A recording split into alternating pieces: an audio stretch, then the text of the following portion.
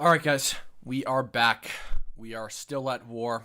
Today, we have a long string of events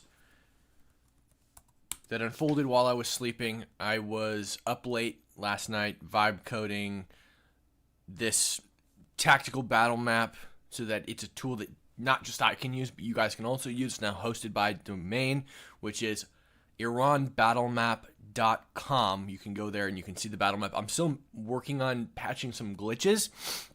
Sometimes the strikes don't load and the information doesn't load, etc. Our consulate in Dubai has been struck.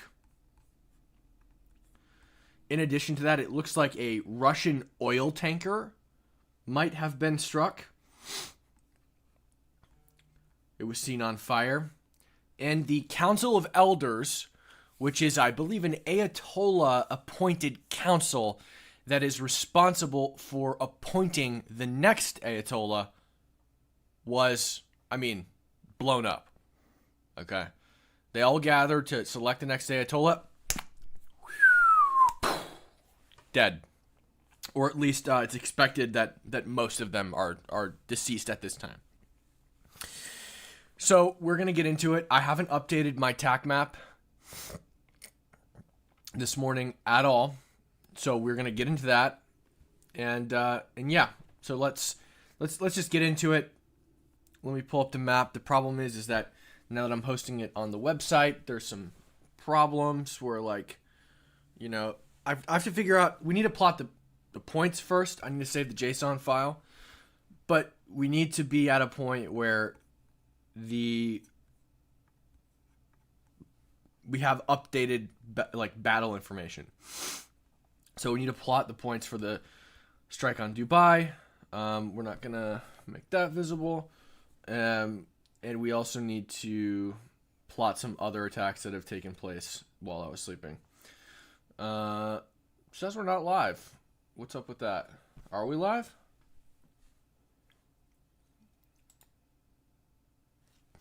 I'll check YouTube in a second. Okay. Alrighty. Let's just pull up the YouTube live, make sure everything's working fine.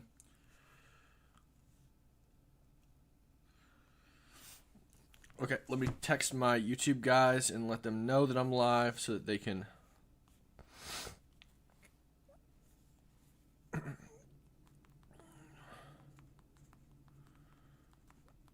Okay, they're going to drop a thumb. Let me check and see if X is working.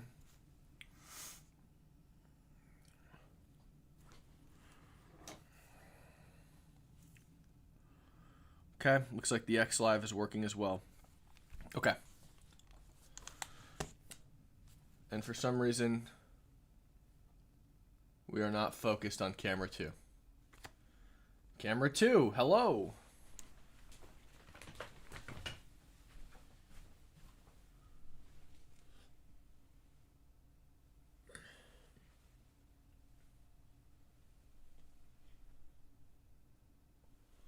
Autofocus is flicked on, so what's the deal?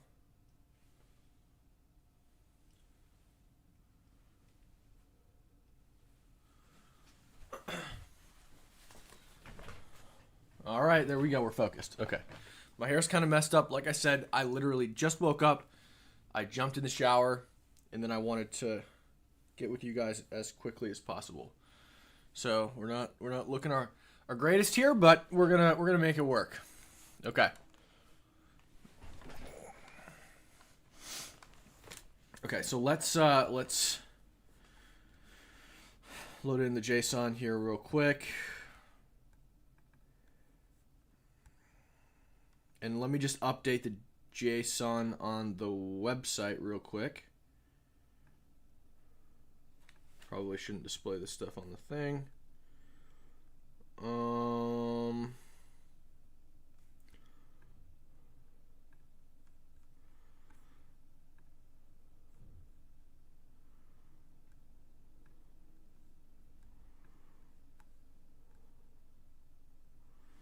Okay, it shows. Can you guys go to do this? Go to iranbattlemap.com and let me know if you can see all this information on the thing.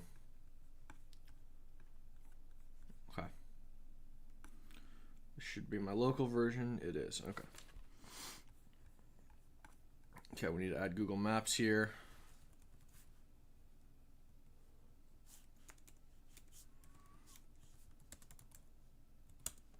Sorry, actually Google Earth.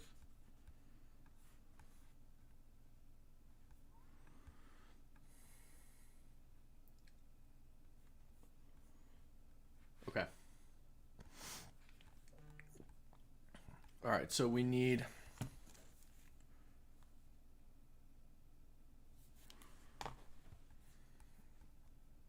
okay, so the attack on the U.S. Embassy in Dubai is confirmed. Let's see. Or consulate, I mean.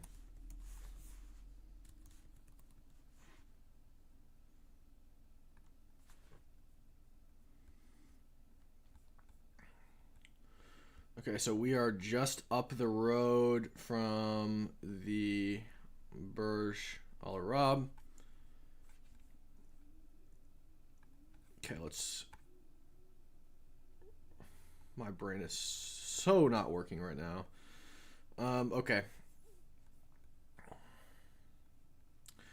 Let us...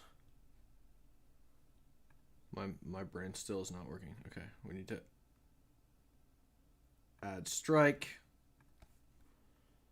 First, we're going to add a white building. U.S. consulate.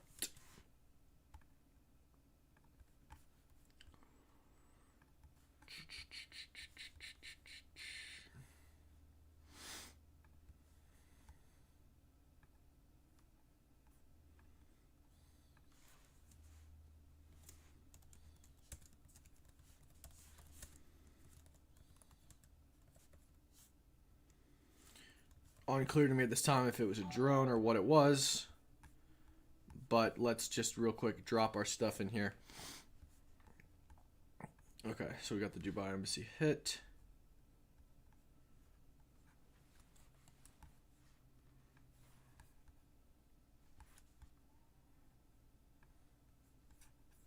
Actually, real quick, let's just...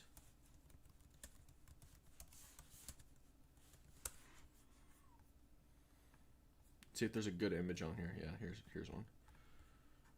Okay, so this is our consulate.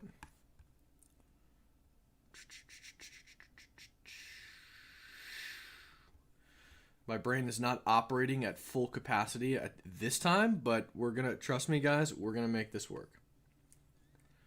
Okay.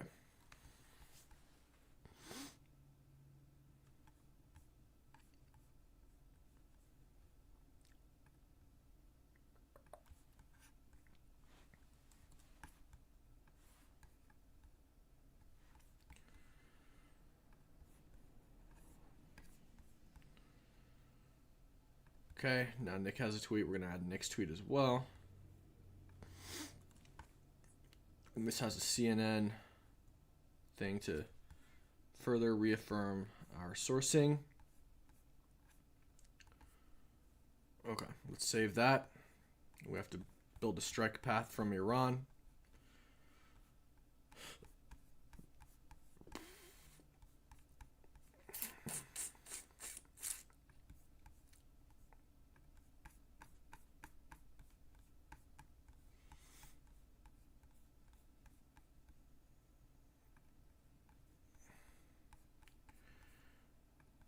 Okay, that needs to be red for enemy.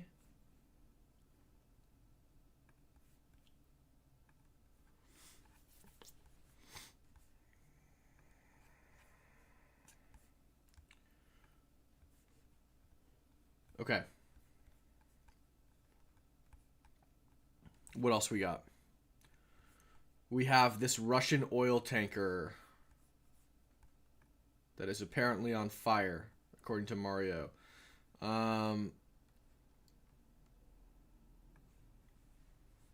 Arctic Medgats.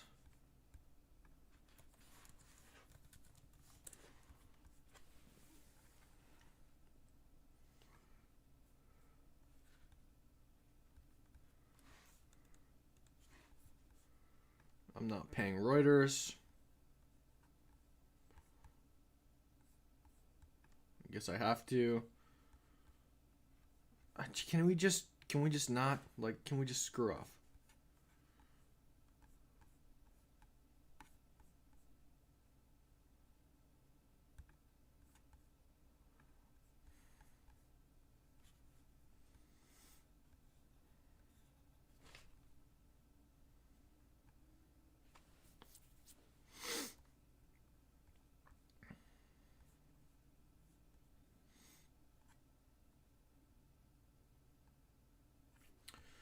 Okay.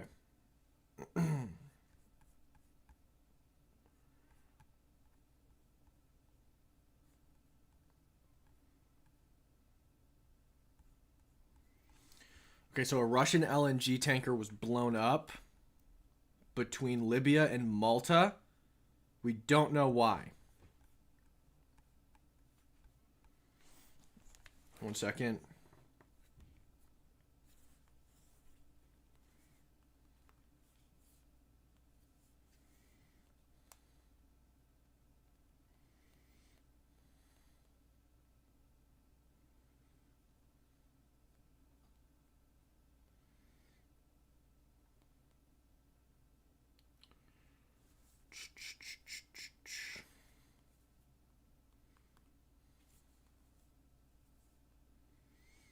Okay.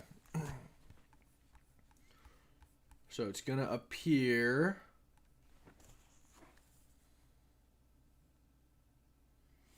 I don't even know what to put this as.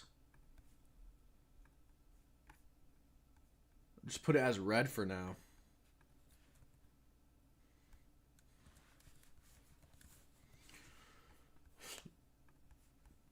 I mean, it's like almost impossible. We don't know who hit it. It was probably us, but...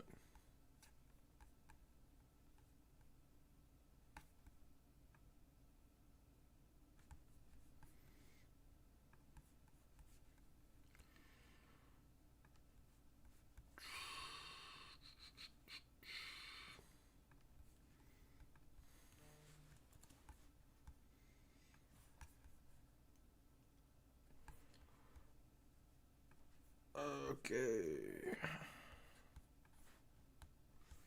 Let's also attach that Reuters article.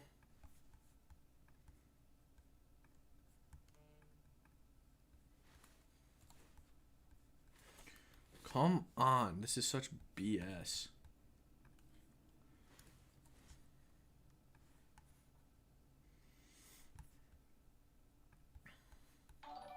Like, I don't want to pay you, Reuters, okay? I don't want to pay you. Okay. Alright, that's added. The Council of Elders was killed. Okay, so let's just add that to the map real quick, and then we will get into some other stuff. So that's almost definitely going to be like right here in Tehran. Let's make this one a little bit bigger than the other ones. 27. Council of Elders blown up. And that was Israel. Today is March 3rd. 3/20/26. Let's go grab the tweet. Okay, Council of Elders. Dr. Ellie David posted this.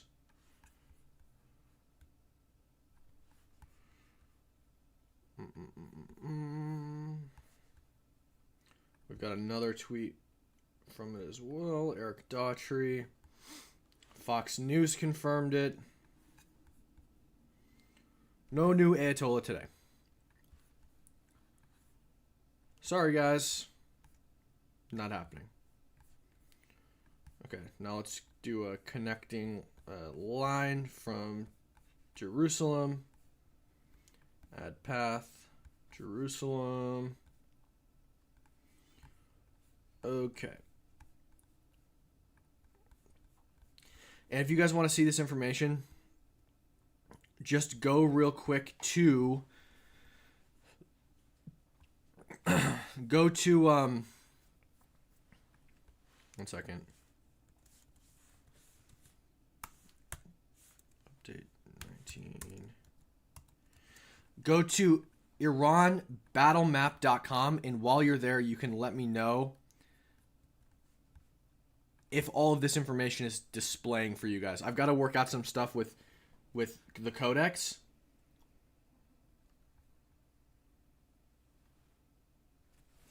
But this tool should be viewable for you guys. And I've been building it just so that you guys can, like understand what's happening here.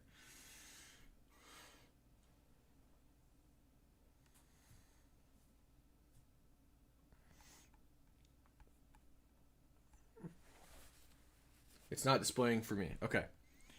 So let's figure out what the hell's going on. Let's talk to Codex real quick.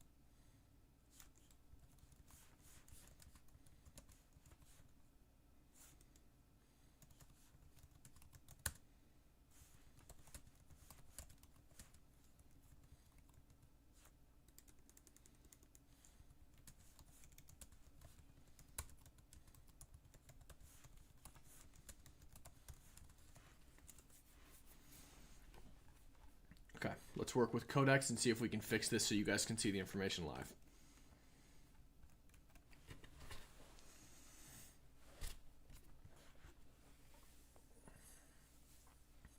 We'll fix it.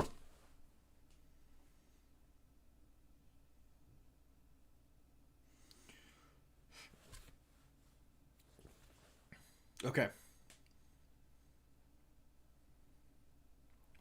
It should be loading.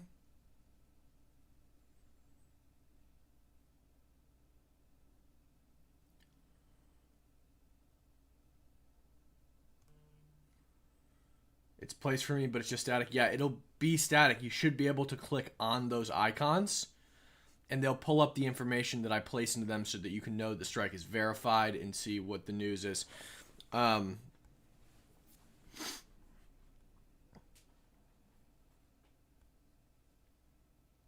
So, yeah, it's complicated. I'm trying to make it work for you guys. Okay, the data, I'll get the data to populate in a second. And I'm also making it so that the data will be live populated. So that this stuff will update in real time as I update it for you guys so you can see what's going on.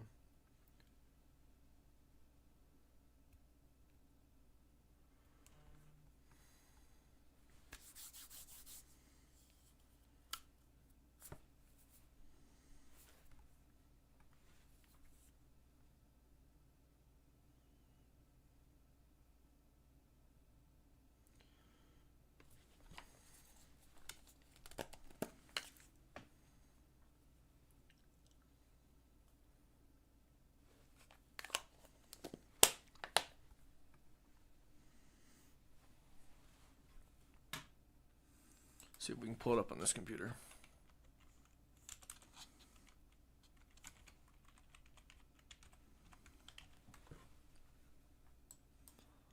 Yeah, this computer can't view anything either.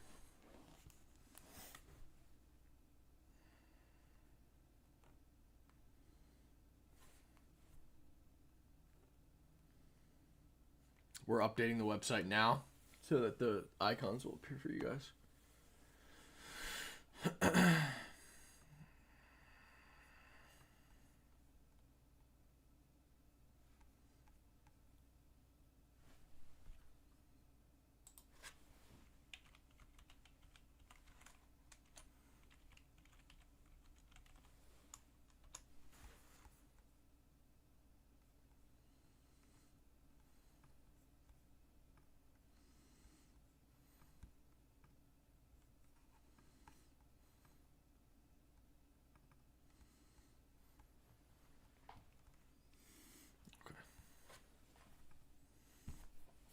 1 second, guys. I just need to extract that before I re-update the thing.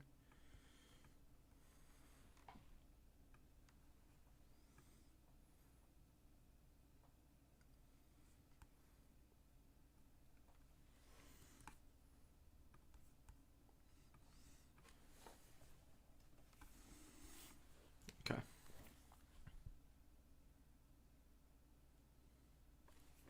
Okay. Admin edits now autosave to the server live state by default.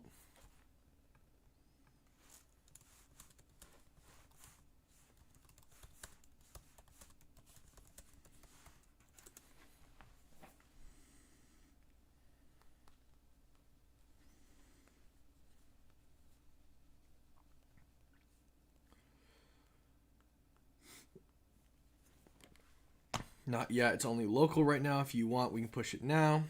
Yeah, let's commit. Okay.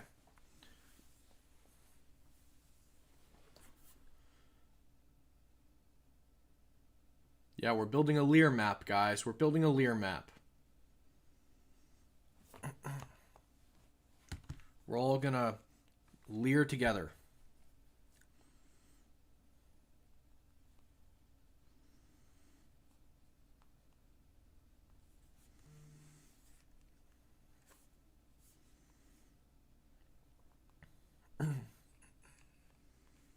We're gonna live, Lear, and build maps all together. Okay, it's updating the commit now, which will mean that anything that I change on the website will update for everyone. So when, let's say like I go like this and I grab this ship attack, that will move live on the site for all of you. It should, at least.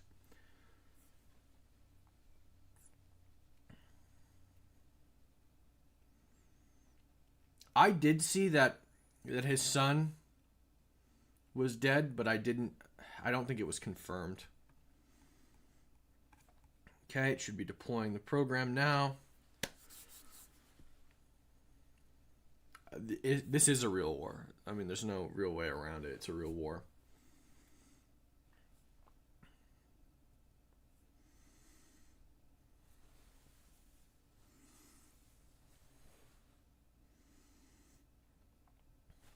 I mean, we have multiple fronts. We have multiple fronts. We have numerous nations involved. We have casualties on all sides. I'm going to have to update this today.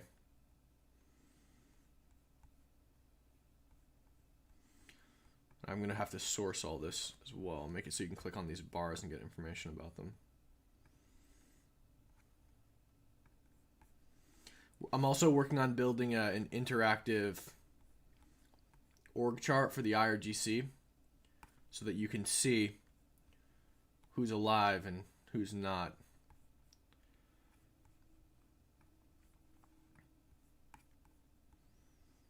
Okay. Come on, commit. Give me a committal. So the blue lines, blue lines are attacks from the United States of America. Red lines are attacks from Iran. Green lines are attacks from Israel. And orange attacks, or orange lines, are attacks from Iranian allies, like Hezbollah, for example. If we zoom into Israel, we can see more. Israel actually has troops deployed on the Lebanese side of the border. You can see a couple dead strikes that landed nowhere in Israel.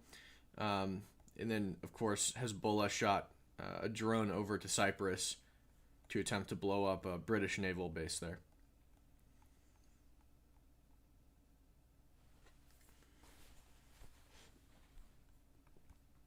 Okay, let me ask it if it's clearing the cache every time I commit.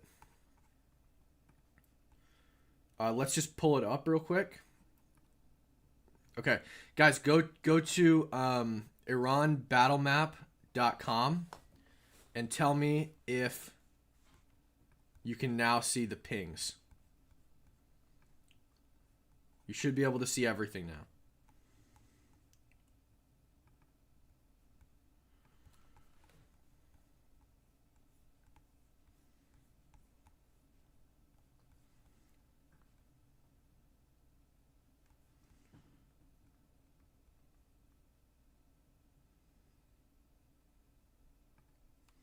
For some reason, that JSON import I just didn't work.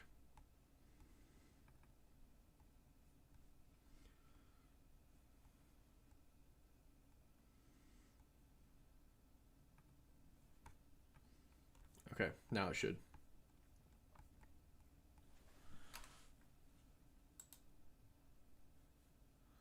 Okay, I'm getting a 502 gateway error.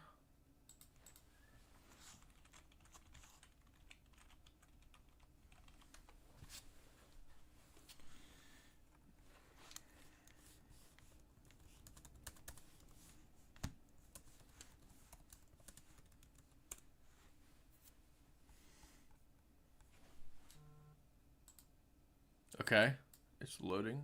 It's in. Okay, I can see it.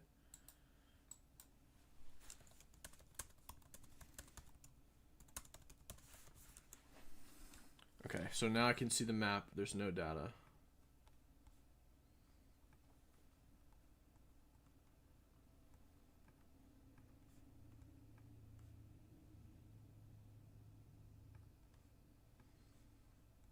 Okay, I'm a freaking admin. So what's the deal here?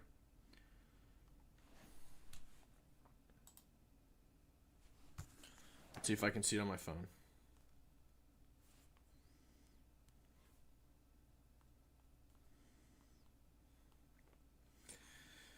This was easier when it was just me. When it was just me who was looking at the map, I'm gonna say.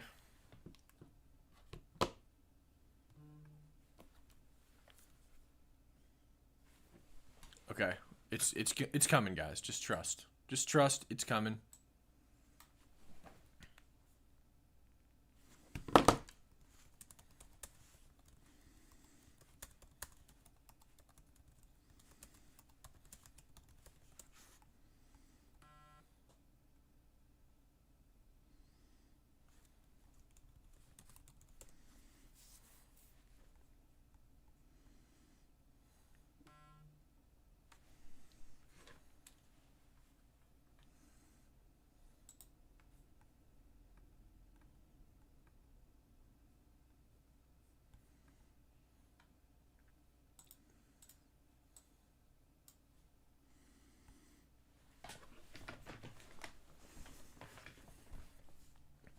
We're working on it. Come on, Codex. Fix my problems.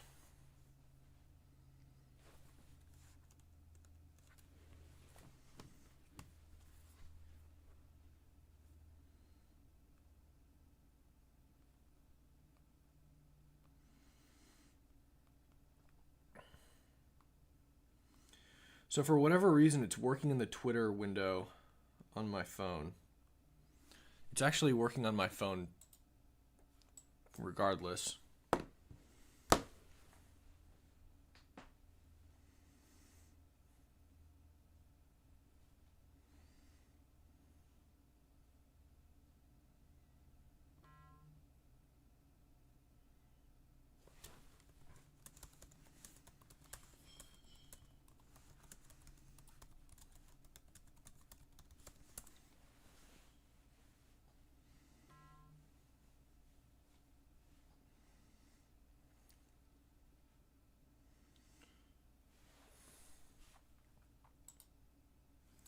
Still got nothing on my desktop.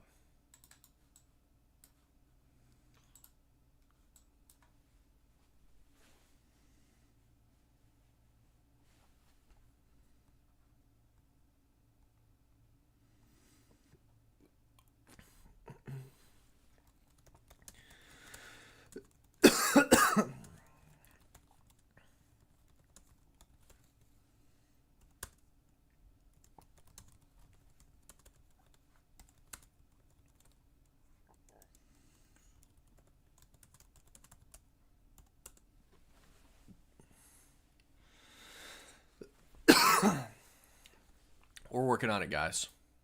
It's been a long struggle boat over here. I've been trying to get this to work since last night.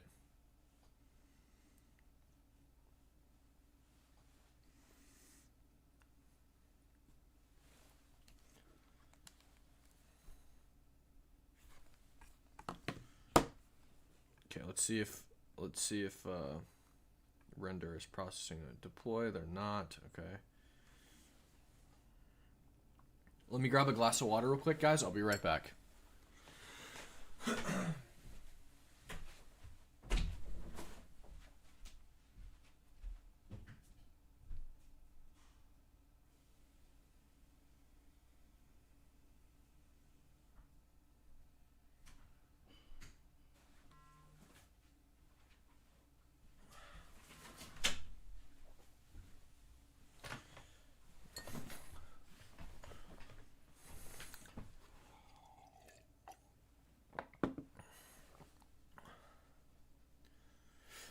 I can see the graphics and the movement. Okay. Really?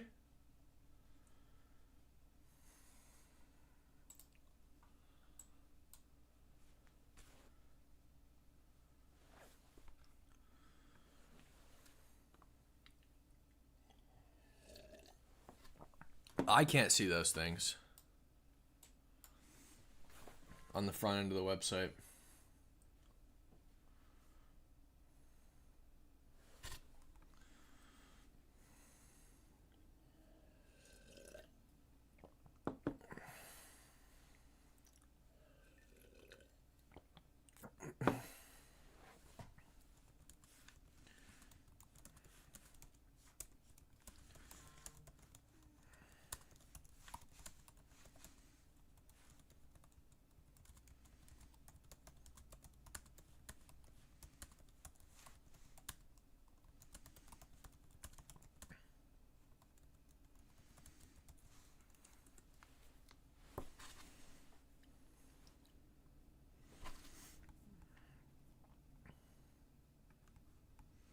Okay.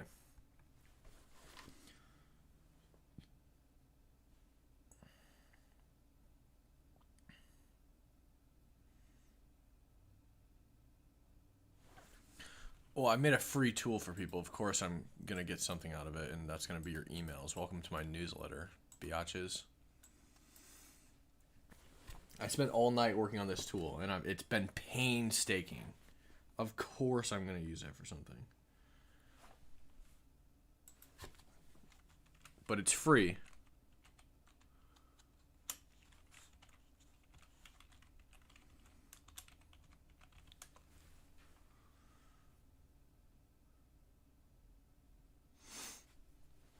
Okay, the deploy is pending. Let's see what's going on Twitter. Yeah, all their Navy ships that were in the Gulf of Oman are toast.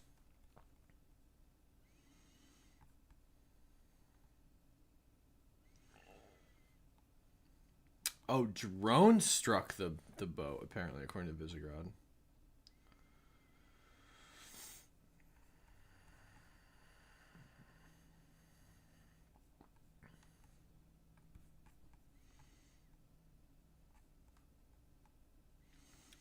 Channel 12 says that Qatar just carried out strikes inside of Iran.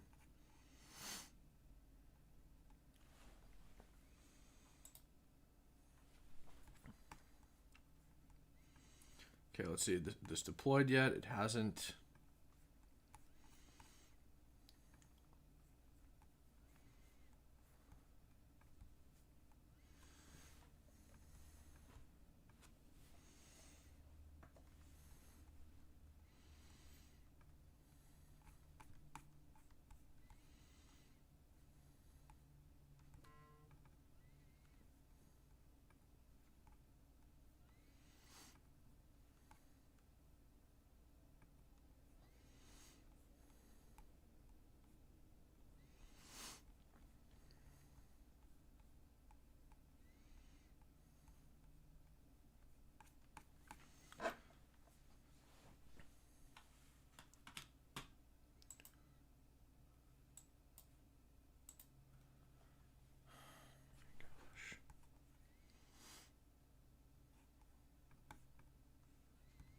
It's just so annoying.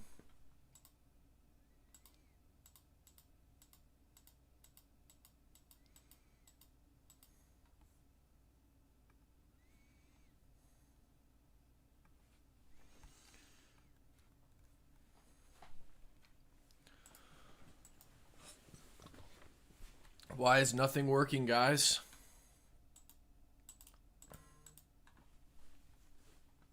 I just want to get to work, but the freaking website won't work. It should be committed.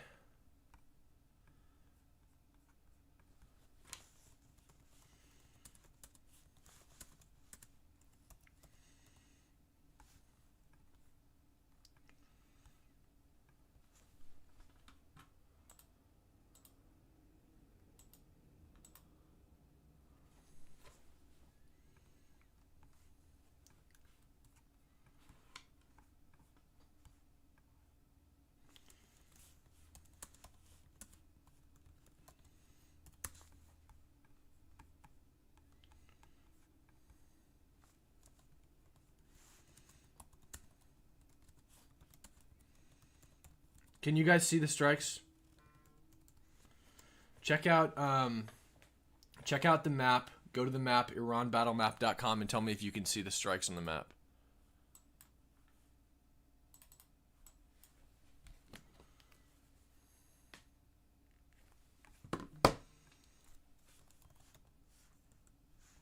Okay, wait. It's pulling up on my computer. I can see it. Okay, you can see the strikes now. Why can't I see them on my computer?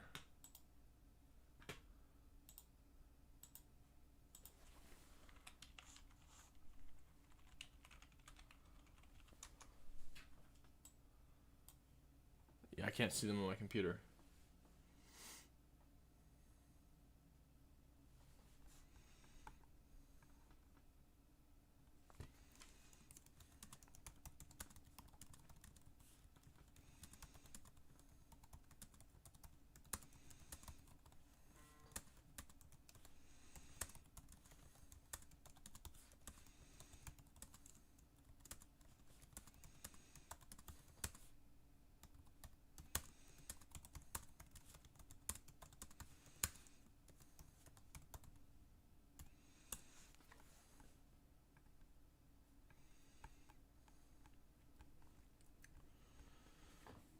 This is so annoying.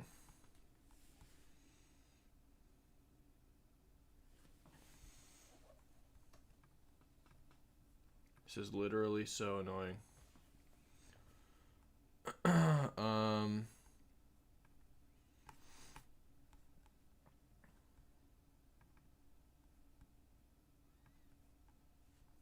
And my JSON imports aren't working either for some reason.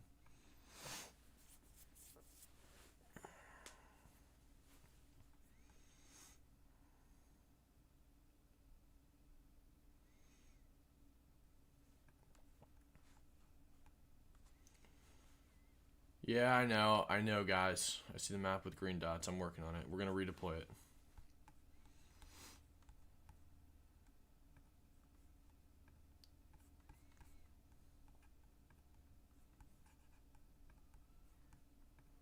Okay.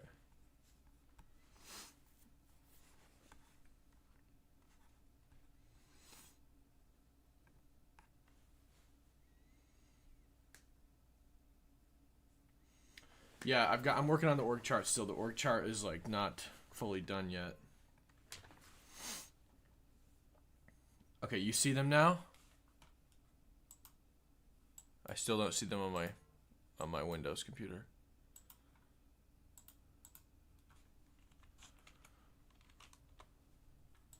We're hard at work, guys. We are hard at work. Just popped up for me as well. Okay, good. What devices are you guys using? Those of you who can see it, what devices are you guys using? I think it's a browser issue, yeah.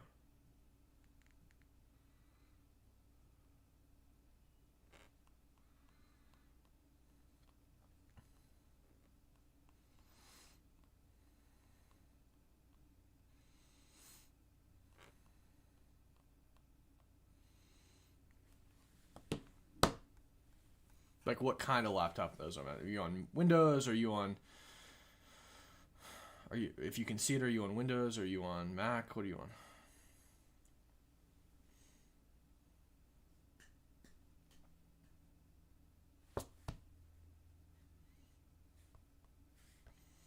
on? I can see the information on my iPhone, but I'm not getting the live updates. Windows laptop Chrome browser. Okay, interesting. Because I'm getting nothing on my Windows PC Chrome browser. Okay, so you guys. So let me get this straight. There are people who in the chat were seeing nothing, and now now on those devices, like on Windows, you're seeing the pings now. The site is iranbattlemap.com.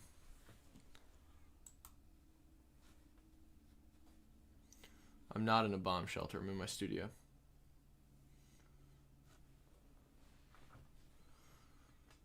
I'm more of a goy slop guy myself.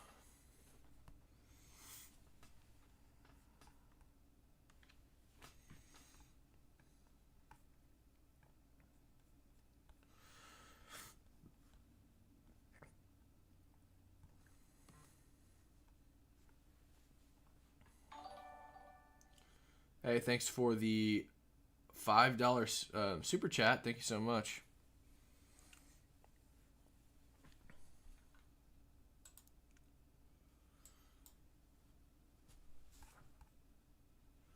Looking at the code in Dev Console, it's not there. What you mean? Okay. The site is updated now. Let me close out all my tabs that have it open.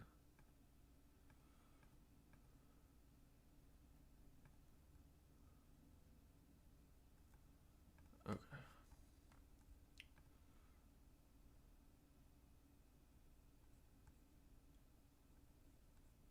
Okay, now it says my website's blank.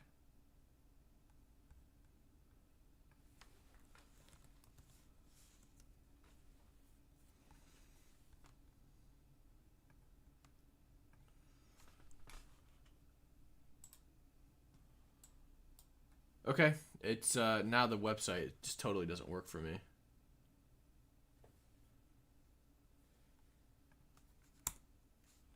Okay. All right. We're here.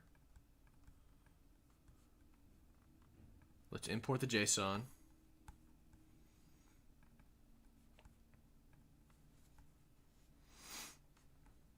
right, let's give it a second. It should update like every 4 seconds.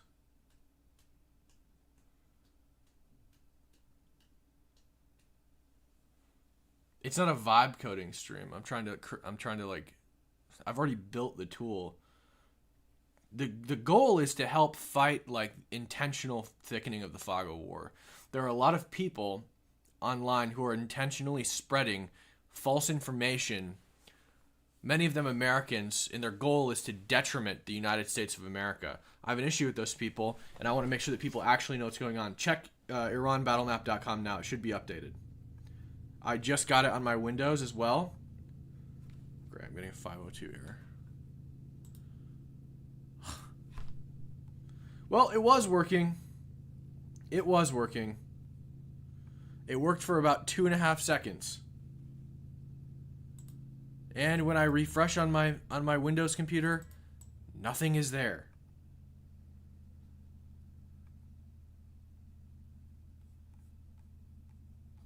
This is so fucking annoying.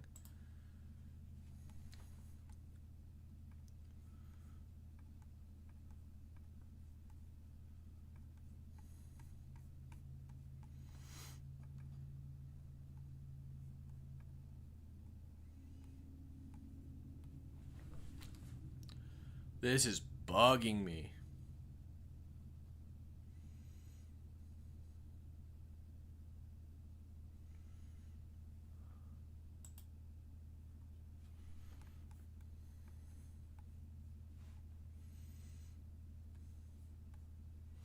Yeah, but if you refresh, it's gonna not work. Guaranteed.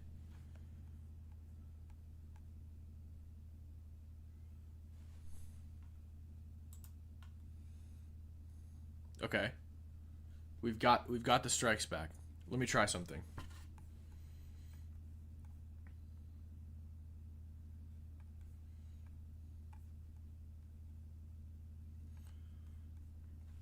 Let me see if that updates live.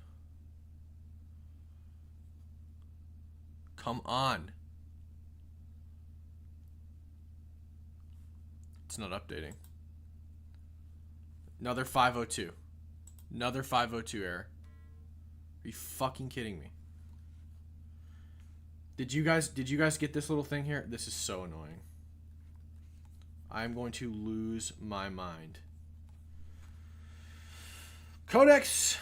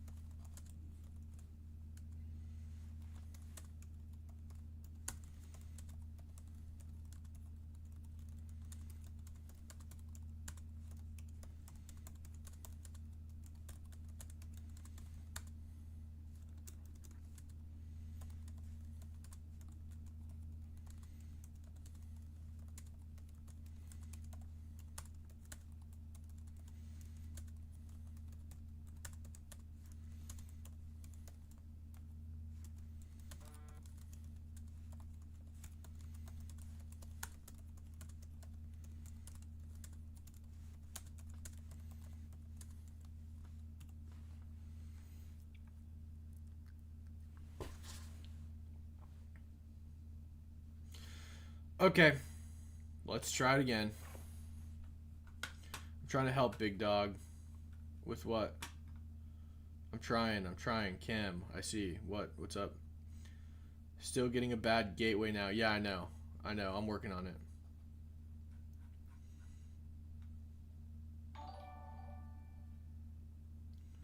I see your USS Liberty debate getting cited now and then. Ironically, thank you for the $2 super chat. For some reason, Phil Turney like DM'd me today, and I was like, "What do you want, bro?"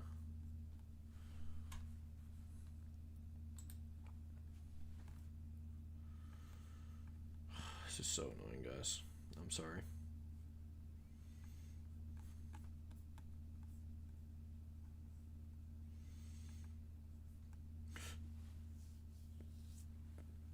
This should not be this difficult.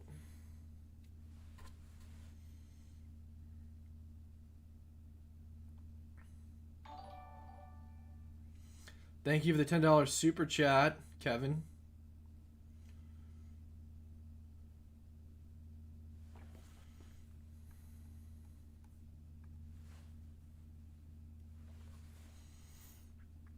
Okay, we got our icons back. But something tells me if I add a strike, you guys aren't going to be able to see it, and the thing is going to crash in a second.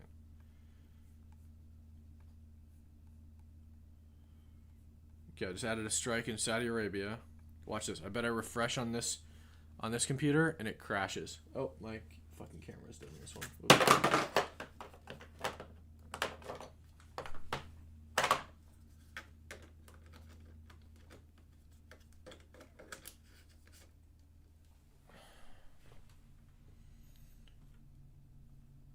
I'm gonna guess. Yep. You called it, or I called it, 502 gateway error. Go fucking figure. Every single time I update it, it just gives a gateway error, and then when it relaunches, it's toast.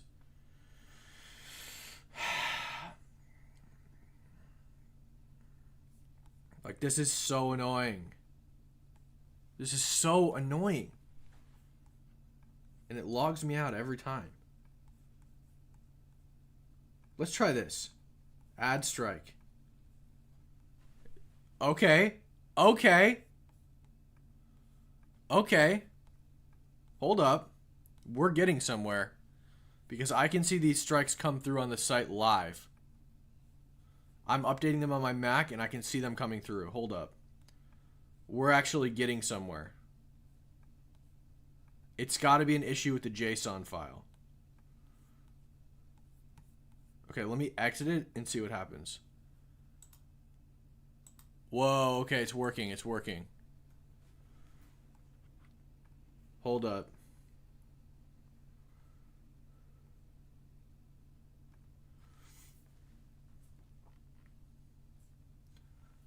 I don't know what my upstream server is. It's only when I upload it through a JSON file.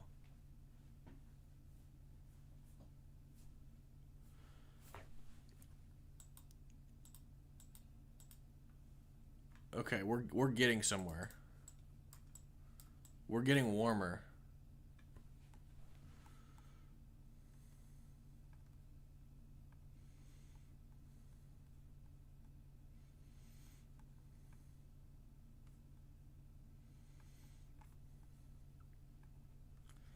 If I delete these, what happens?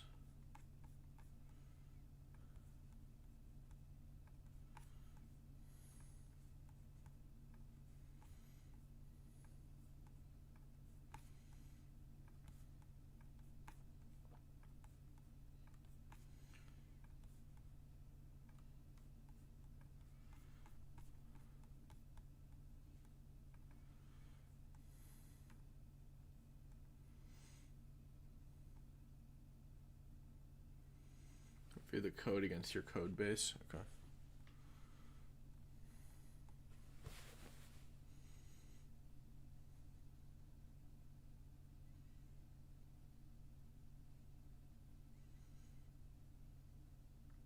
Yes, we're trying. Yeah, so we're trying to make it so that I can update the strikes in real time.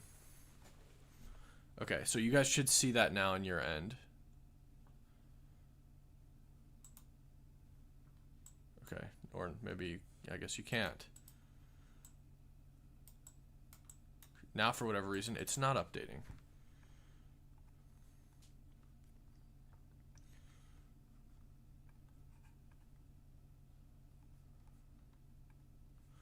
So it looks like once I add the JSON file, the updates don't render anymore.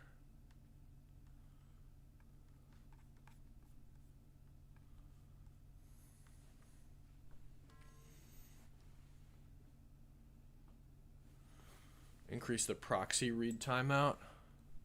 Okay.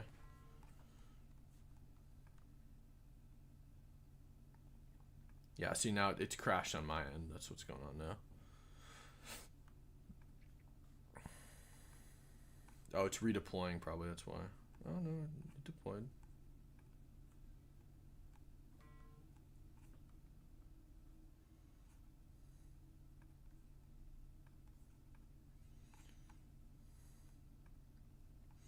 Is the site working for you guys? Looks empty for me. Or it's like just not even loading in.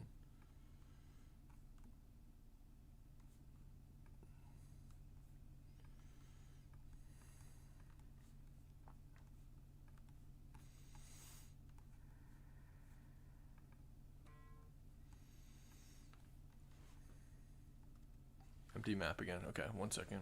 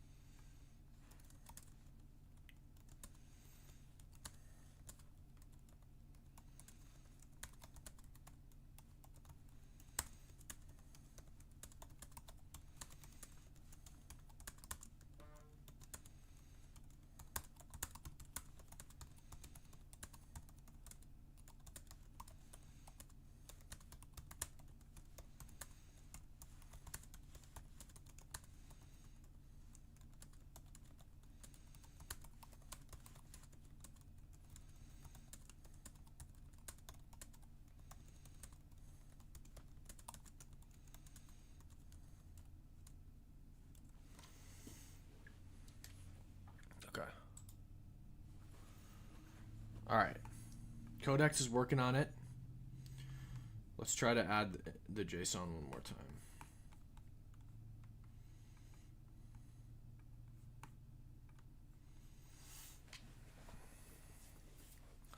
I'm sorry this part of the stream is so boring for you guys.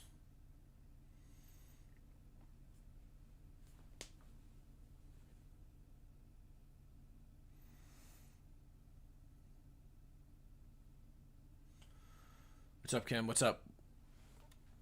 What's up, Cam? What's up, Cam? It's Cam. What's up?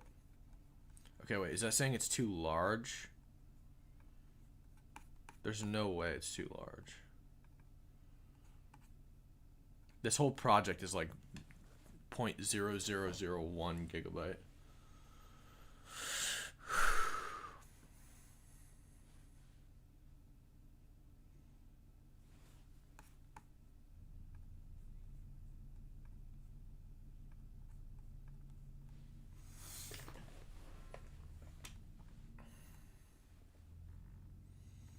Import failed, too large, 32 megabytes.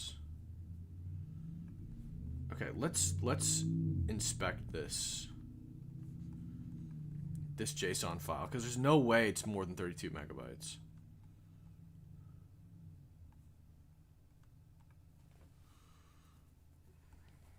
Get info.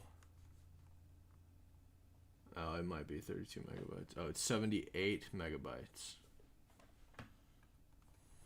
Son of a bitch. Why did it work before?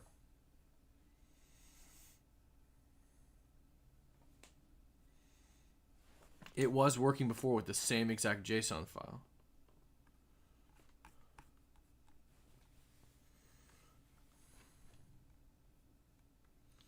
Let's try this JSON file. Let's see what happens here.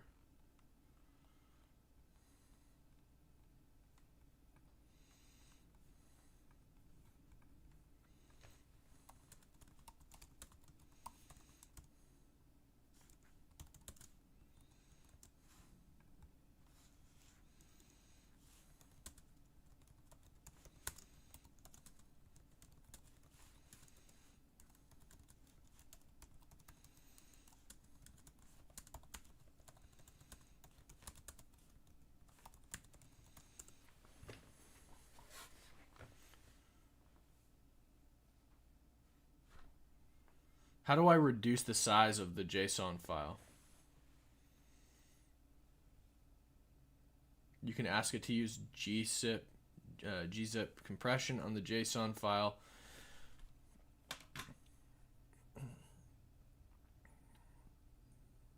Payload in your prompt. Okay.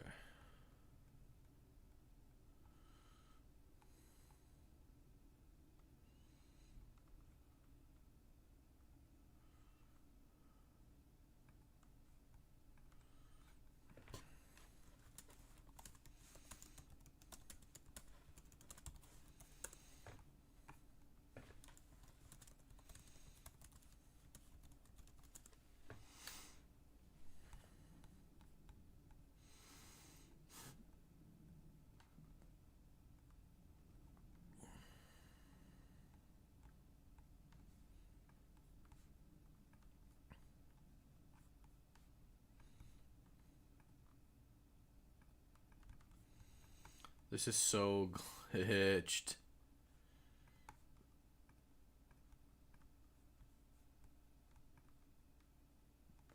Bro. Are you guys even getting a blank map now, or is it just not working altogether?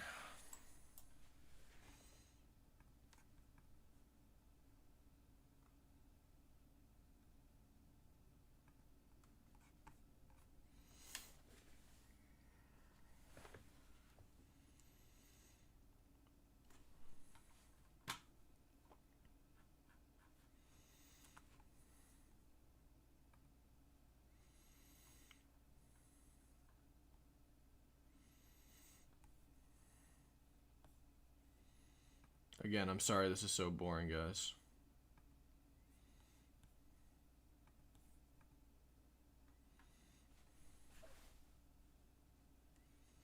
No, I mean, no, Codex is doing a great job.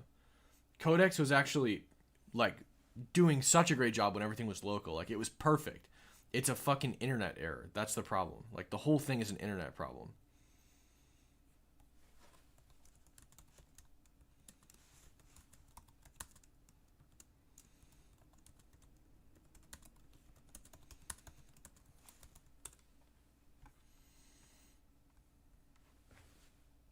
Okay, you guys have a blank map. It's deploying now.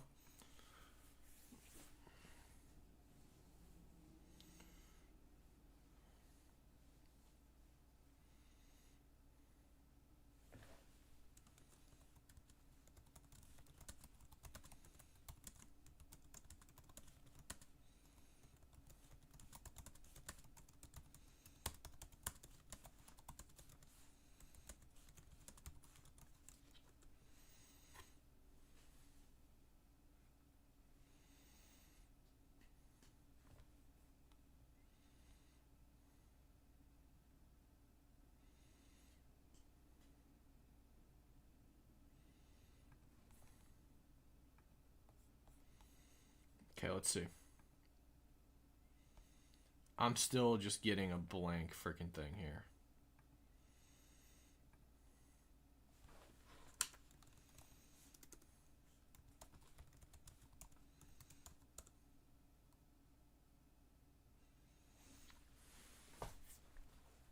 Let me try this. Yeah, okay, that's blank. Okay, all right, we're on the website. Admin login, boom, boom, boom. Okay. Import JSON.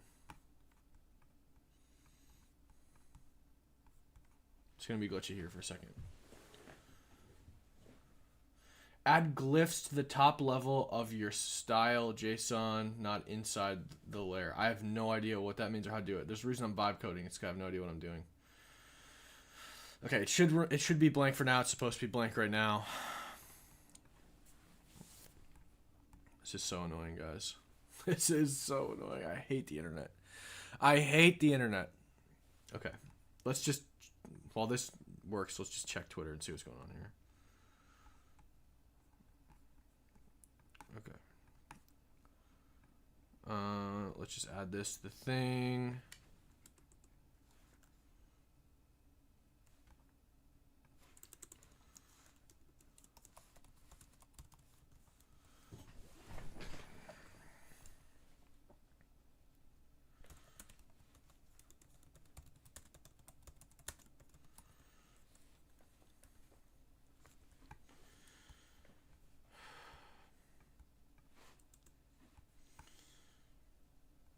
Okay.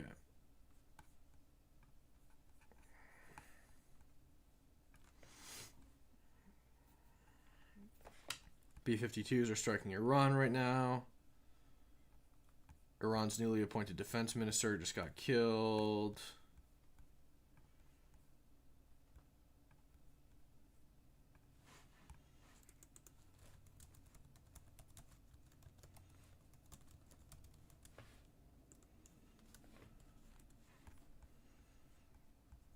See if this redeployed yet. Okay, it's deployed. Should work. Should work. Let's freaking hope it works.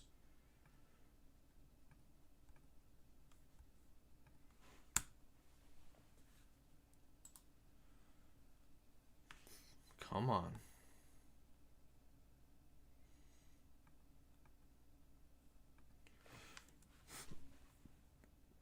Let's try closing this one.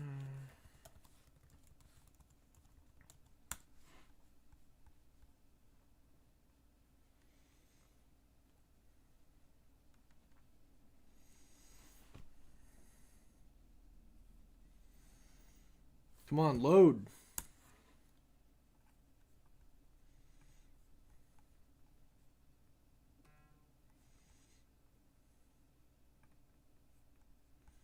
Okay, we got the map. Let's do this one more time. Oh, oh, oh, starships were meant to fly. Hands up and touch the sky. Okay. Okay. Oh! Whoa! Okay, do we get a 502 gateway error? Oh, it works! It works! Holy shit. Holy shit.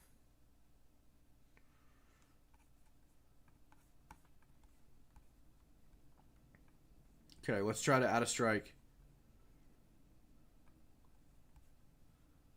Does it update? Update. Come on, update on the map. Update on the map. Come on. Please, please, please. Update the strike. Come on. It's not working. It's not fucking working.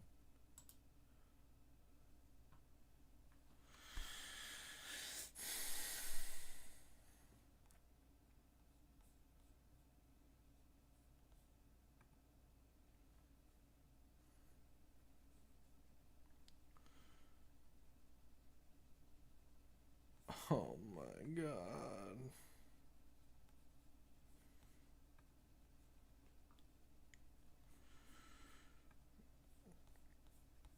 Okay. Oh, wait, it updated. It updated. It did. It did. It updated. Holy shit. 1 second. It worked. But it's not updating quickly. That's the thing.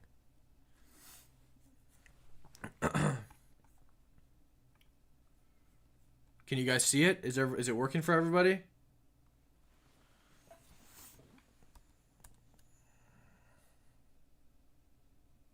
It's not updating quickly, but it's updating.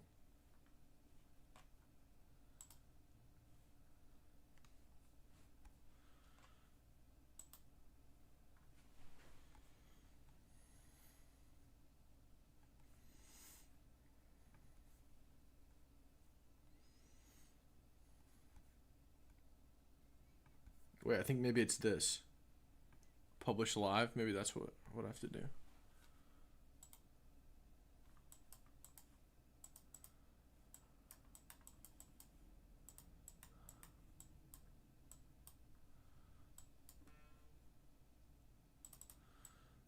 Okay, so as of right now, looks like it's working.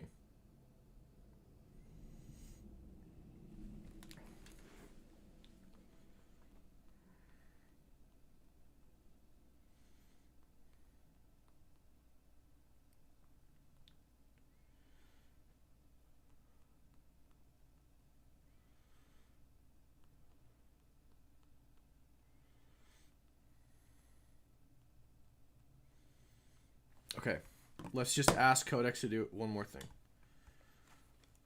Okay. When I add a new strike, it should not require a publish live button. It should just do it.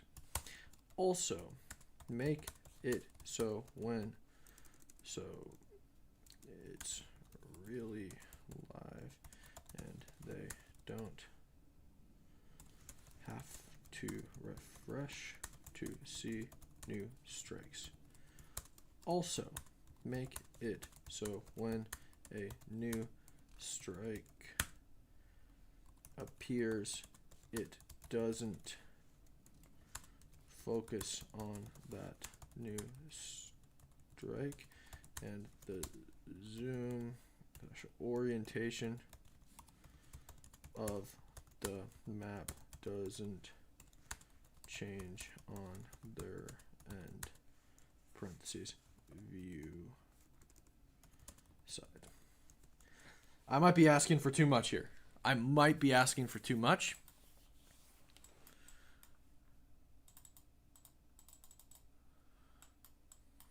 I just might be asking for too much. We're so back. We're so back, it's working.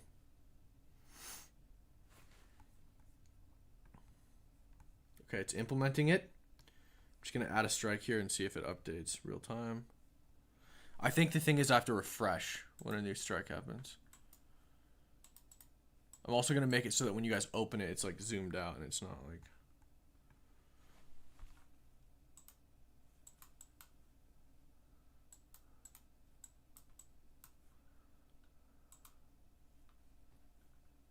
Okay, we just got a 502 error.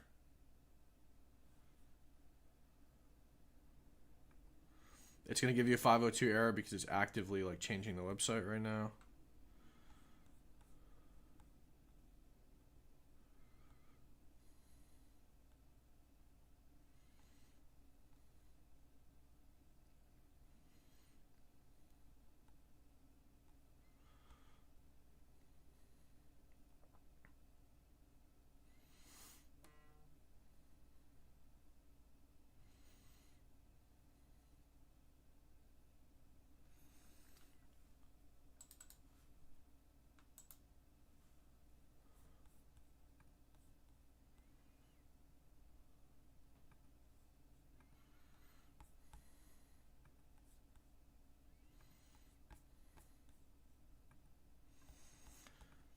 Let's do this one more time. Thanks for keeping us informed. Of course. I hope this tool is really useful for people. Like, I want people to understand what's actually happening. It's helping me a lot, too. I mean, I understand much better than I probably would have. So, I just want everybody to be informed, and I want you guys to be able to fight through the fog of war and actually understand what's happening in real time.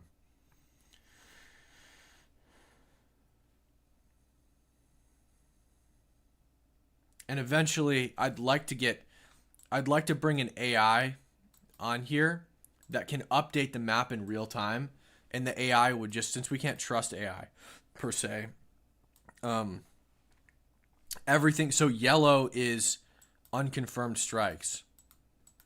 So the AI, everything the AI adds would just be unconfirmed strikes, and then I can go through it later and look at the unconfirmed strikes and confirm them.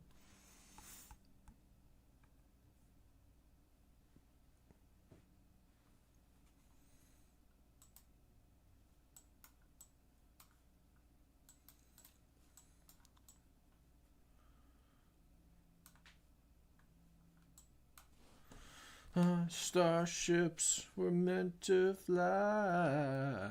Hands up and touch the sky. The URL is iranbattlemap.com. It'll probably be a little bit bugged right now, but you're just gonna have to deal with it. It's redeploying now, so. Starships were meant to fly. Hands up and touch the sky.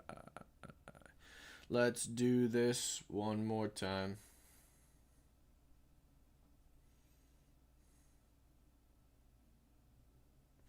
Yo, what's up, Kaiser?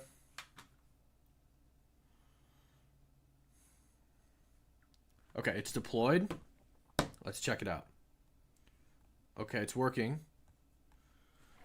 Okay, it's working. It's working. Let's do this one more time. Okay, but I just updated it on Windows and I have no map data. Everything's totally blank. Can you guys see the strikes? Fuck me.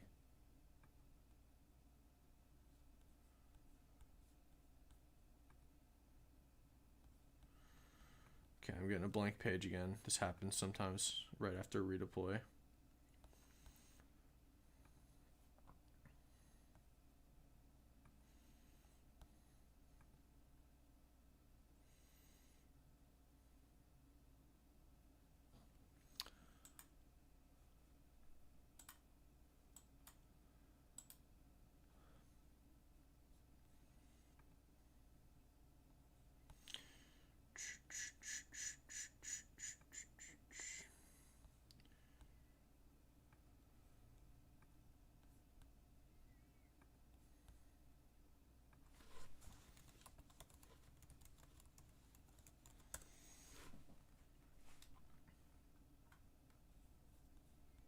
They're gone after refreshing the page. It's okay.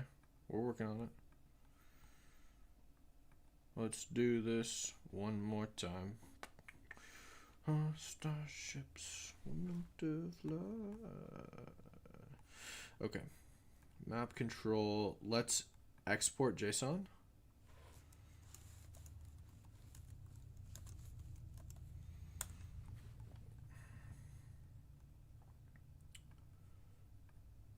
Okay. All right. We got this. Okay, let's import that JSON.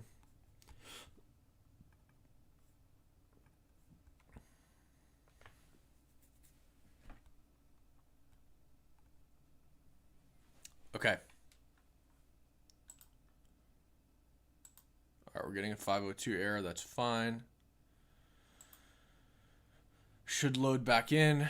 This is typical.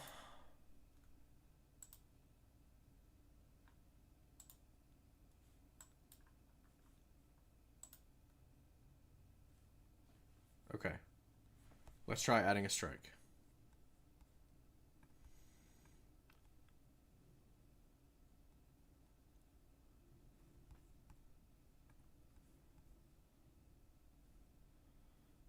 I'm not seeing it.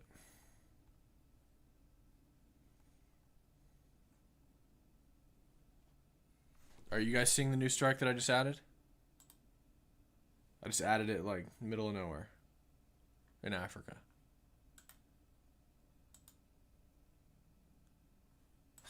Oh, I thought it was blank again. I was gonna kill myself. Okay.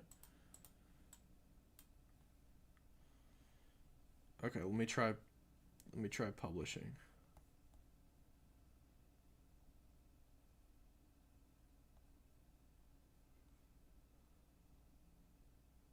Oh, the publish live button is gone. Okay. Okay. Don't know what to do about that. Okay, so fucking A. Fuck me. Okay.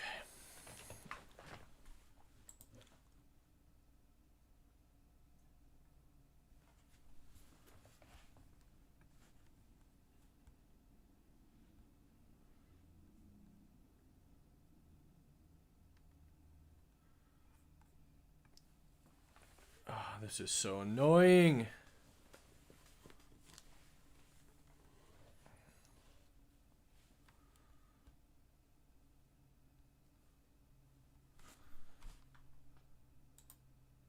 I still don't see this new strike that I added.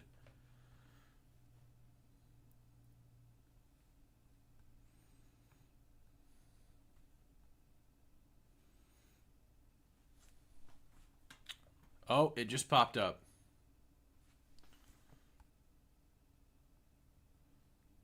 Okay. It's updating, it's just not updating quickly. I think this is what I think. I think if it's broken, let's not, or if it's working, let's not fucking touch it. That's what I think.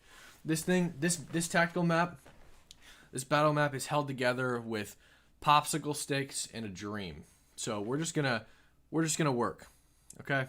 That's what we're gonna do. We're just gonna work. This thing is held together with popsicle sticks and a dream.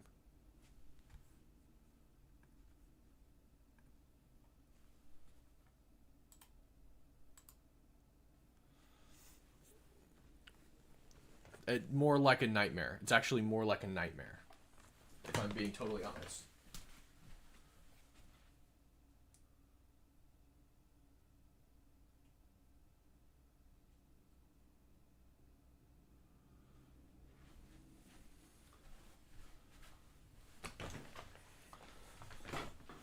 This thing is held together with popsicle sticks and a nightmare.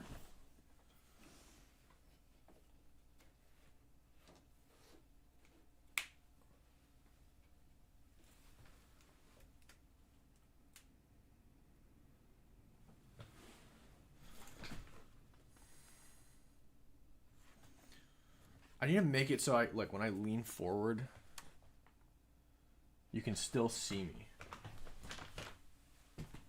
1 second.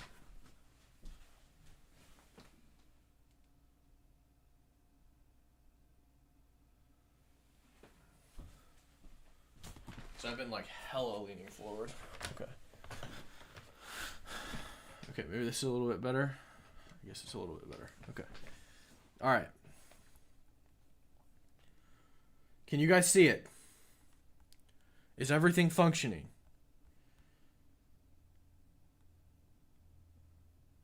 It just looks so good and it moves so good, but the fucking server side of this thing is like literally popsicles in a dream. Okay. Let's check on what we got going on Twitter. We added a few things. Let's see if the reports are confirmed. Let's actually get rid of literally everything except my map.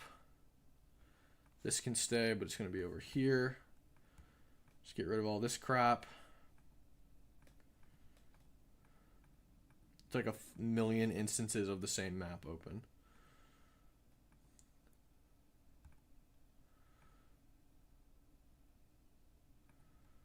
Which one of these is the live map? I don't even know. We're just going to reopen it.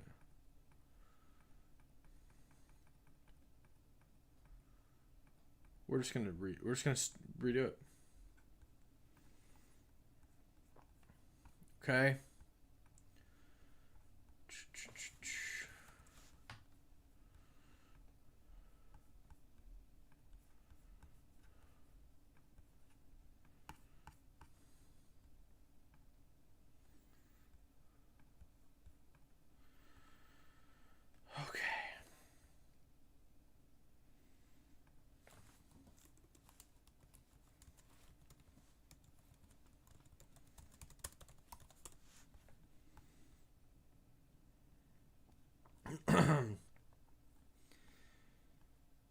Okay, we'll just put this as an unconfirmed report.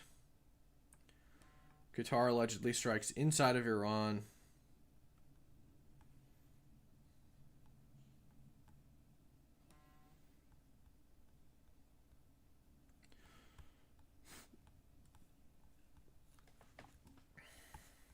We'll do unconfirmed reports.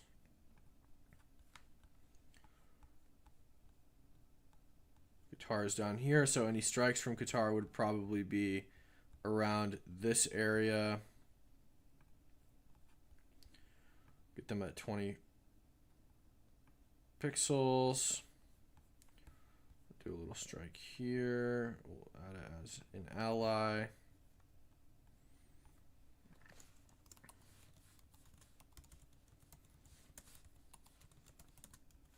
Oh, wait, no, actually.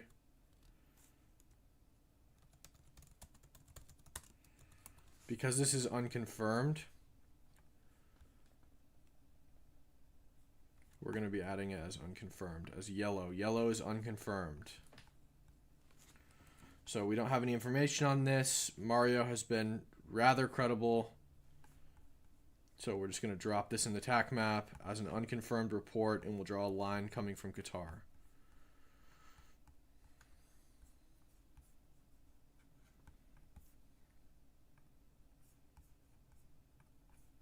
That's not what I wanted to do. Okay, what the fuck?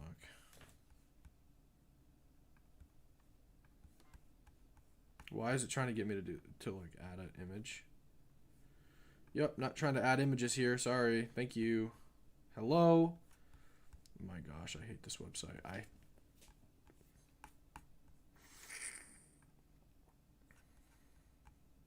And my strike is gone. And my strike is gone.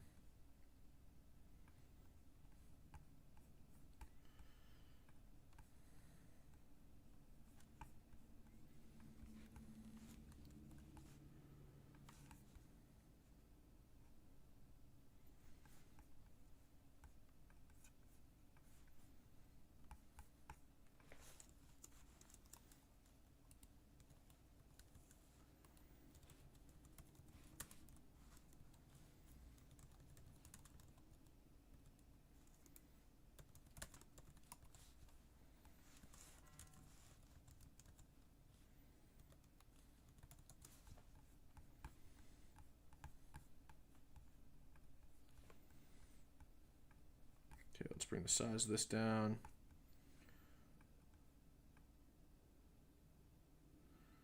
Needs to be 20 pixels. And we'll add a path. Why does it want me to add an image when I'm supposed to be adding a path? Of course it's broken again.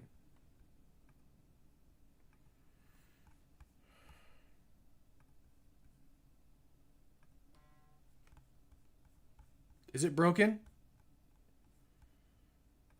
Holy freaking moly. Okay, it's working.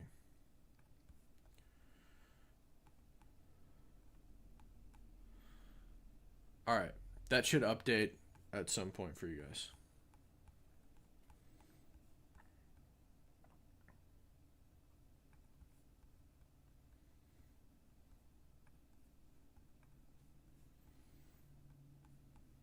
All right, what else we got?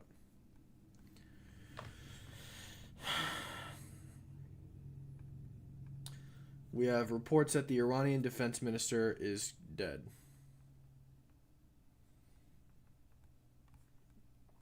I'm not even bothering with the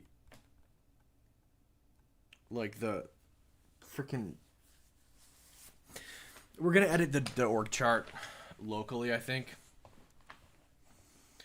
and we'll just update the map live.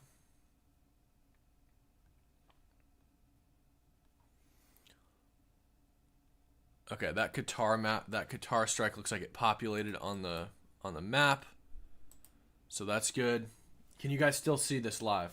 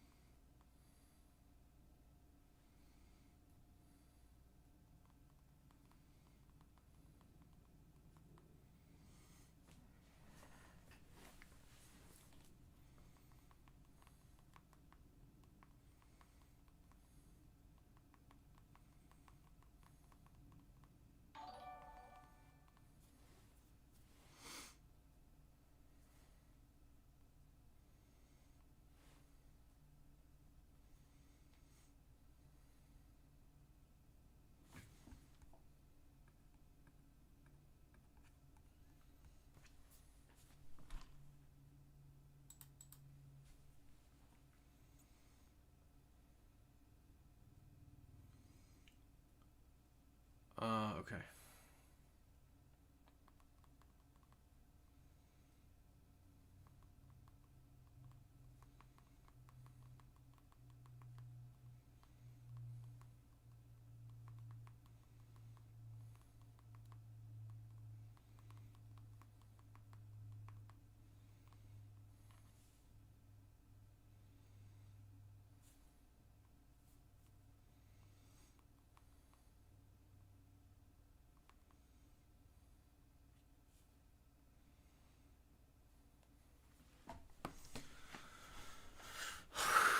Okay. Let's see what we got coming in for reports.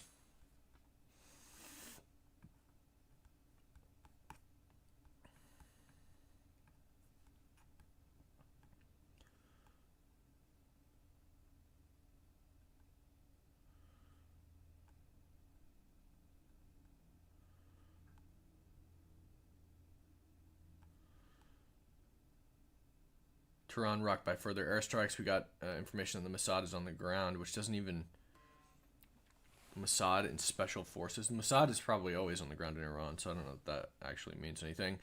Northern Tehran rocked by further airstrikes, and U.S. Okay, source is Intel Telegram. We'll drop these as unconfirmed reports. In the upper northern Tehran region,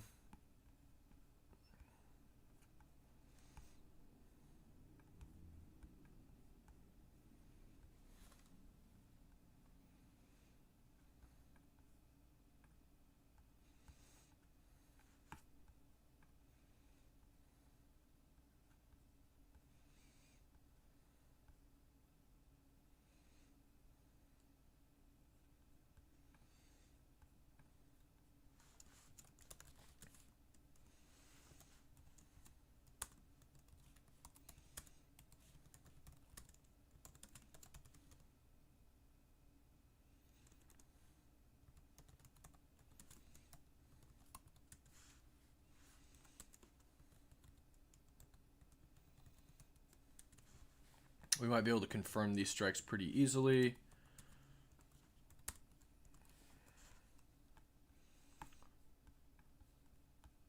By reverse image searching them.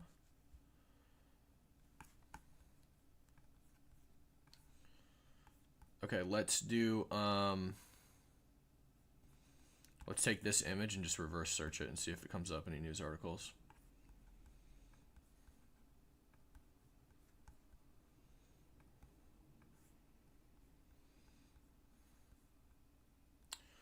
Okay, we got X. I need that to stay up. We've got stuff from X.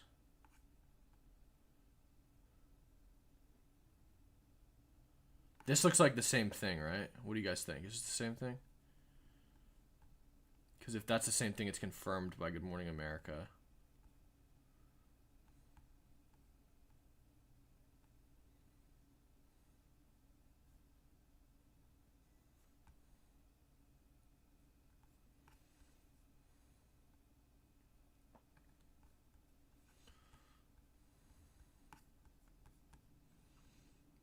Evan prison.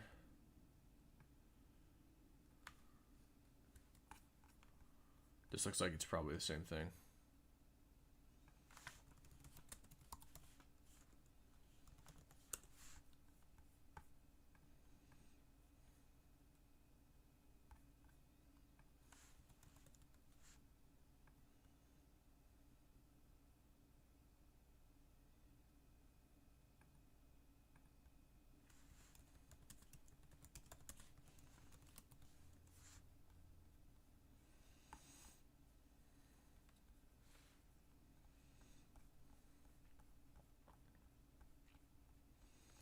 Okay, so that's like just in the northern part of Tehran, so that's probably it. That's probably what we're seeing.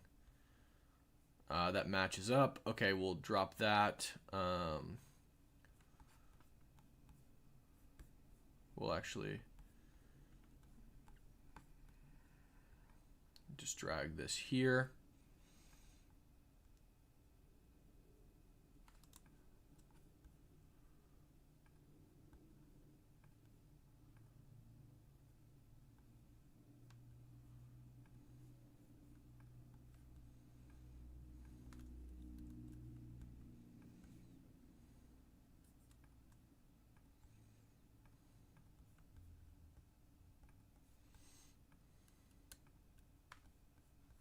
Why is this not clickable? Are we kidding?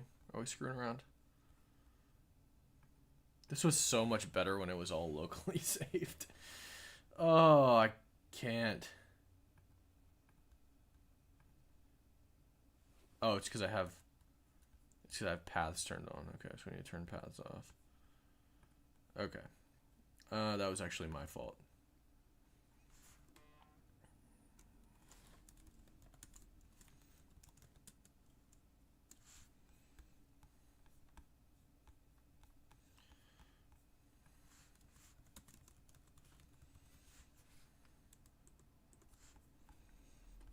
Okay, we'll cite Good Morning America.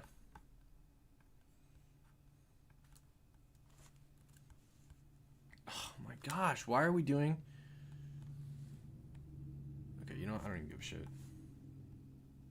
I wanted that photo in the screenshot, but I guess we're not going to get it.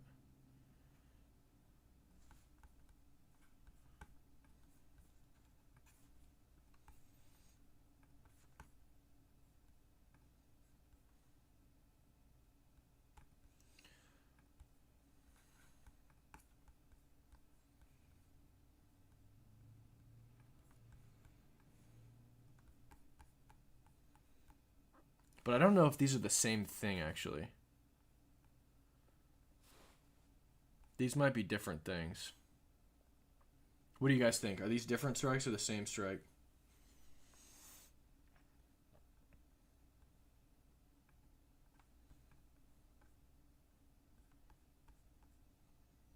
I don't know.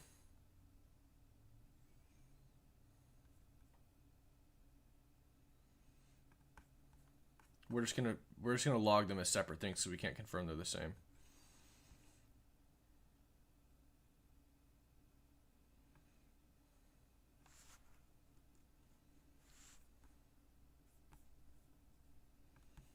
And we will save this as just blue.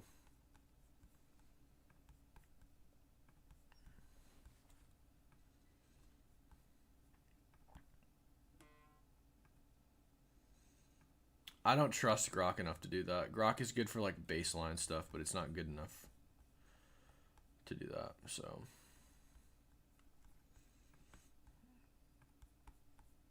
oh, we need to make this green actually.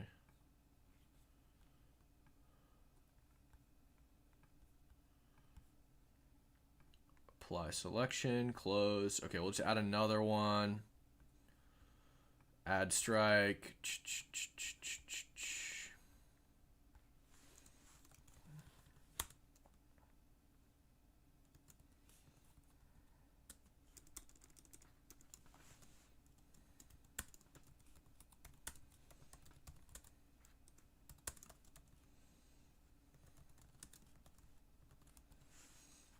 Northern Tehran,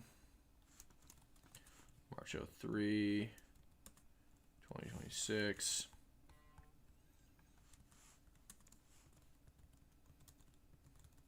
Unconfirmed. And we'll just drop Mario's tweet in there. And we'll just log these as separate strikes because the other one had a lot more greenery around it. So if you notice, like, the one on Evan Prison was like all greenery. So look at this. So notice the difference in the buildings. That you have red roofs and you have greenery everywhere. Now it could be that photo that he posted was the other side of it, but these buildings don't look like the same buildings. I mean, these buildings look like they're under construction. I don't see any cranes or anything in this thing from Evan Prison. It looks like there might be a crane way over here, but it could be from that side. I mean, it's possible, but I couldn't confirm that.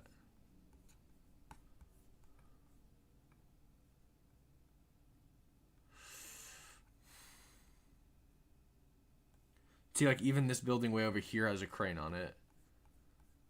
I don't see that in any of the things from the Evan Prison strike. Like, none of these buildings have cranes. So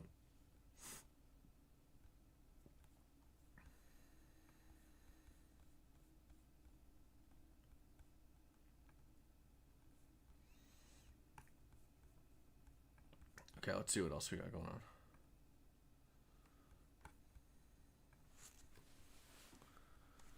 Let me see if this is updating on the Windows computer. Looks like it hasn't yet.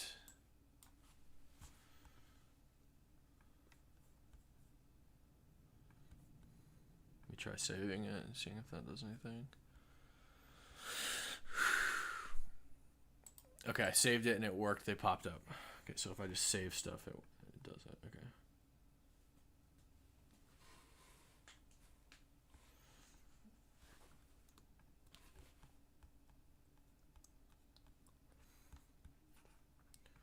And also, I want to bring the path opacity down a little bit here.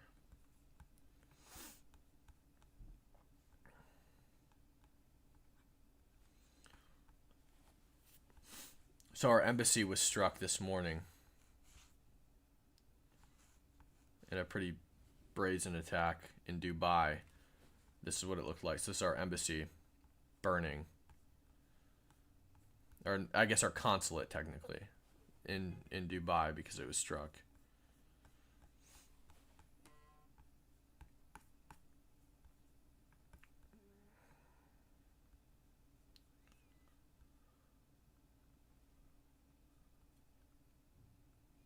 And who knows where this video came from.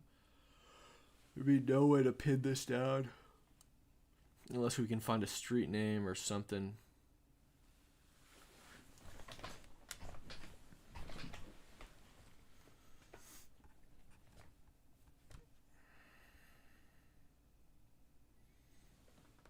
NATO says that Iran is on the brink of obtaining nuclear weapons. Close to answering that question. Of course, NATO is not itself involved, but let's be absolutely clear-eyed on what's happening here. Iran is close to getting its hands on a nuclear capability and on a ballistic missile capability, which is posing a threat not only to the region, the Middle East, including posing an existential threat to Israel. It is also posing a huge threat to us here in Europe.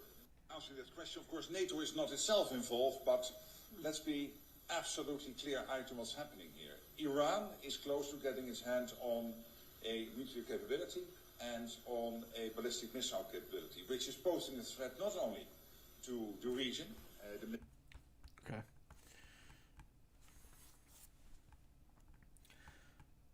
Okay, Mehrabad International Airport. Let's check Daughtry's work here. Let's double check and see.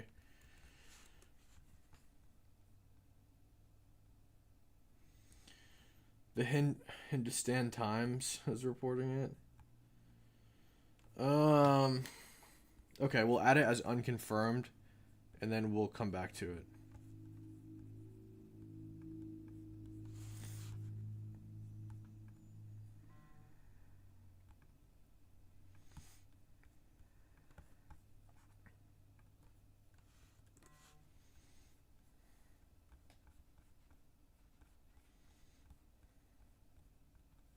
This is just like right in the middle of Tehran. It's kind of off to the side, I guess. Okay.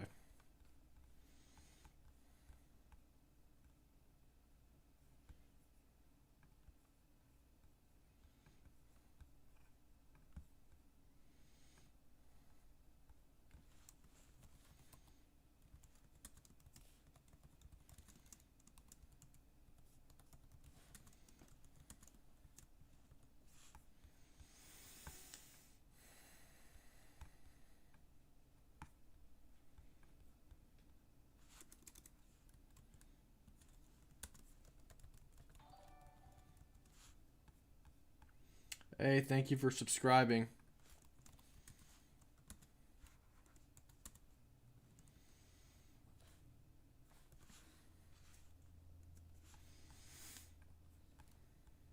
We'll do some more searching on this. This was earlier today, so there should be some reporting on it if it's real. But I don't see any. I just see this Hindustan Times, which is not exactly the most reliable thing on the planet.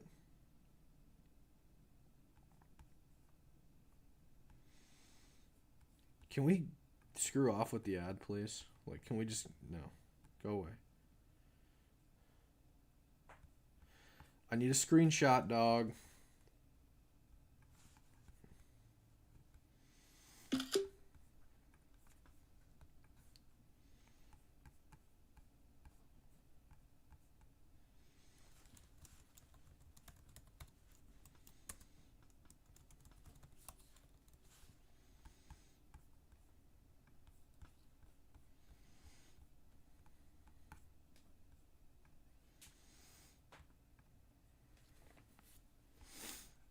Yeah, I don't see any reporting on it, and it happened 6 hours ago, apparently. I would assume that there would be some reporting on it. Let's see who else has talked about it on X.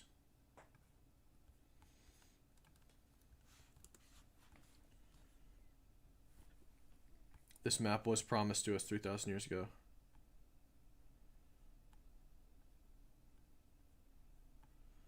Okay, so this is fake.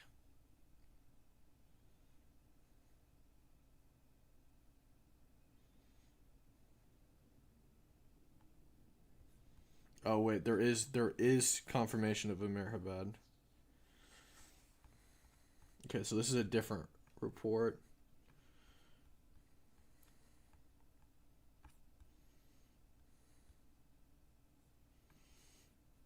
Okay, the Guardian talked about the airport.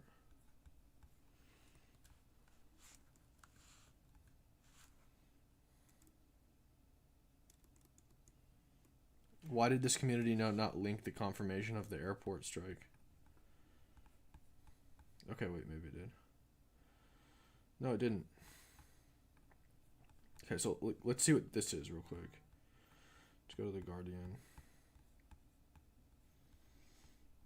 2 of its personnel were killed Monday as a result of Iran's attack against the country, the government media said Tuesday. Relating this letter, Secretary General of the Security Council...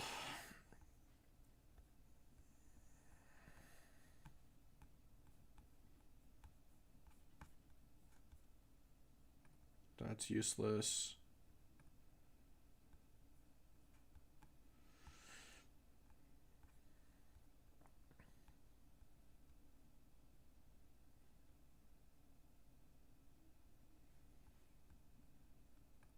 Oh wait, this is...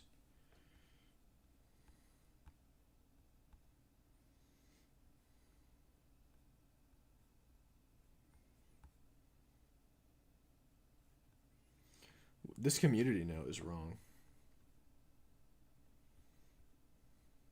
Oh, was hit too. Okay. Let's find out where this is. Bushehr.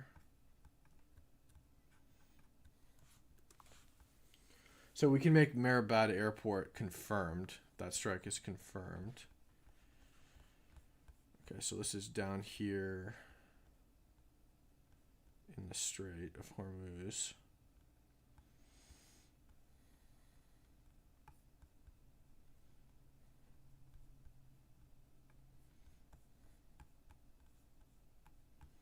Looks like it's... Oh, wait, is this... Did we already get this, actually?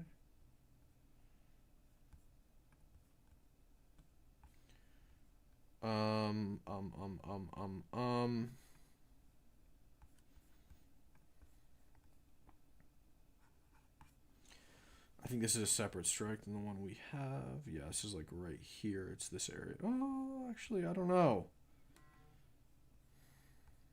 Kind of comes up. Yeah, I think it's like right here.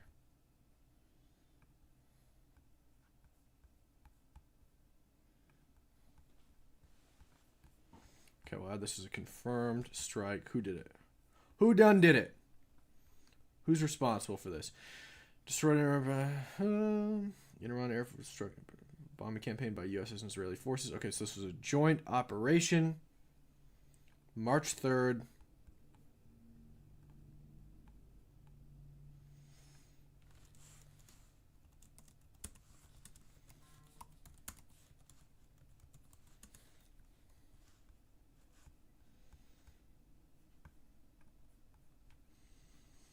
Sure, airport.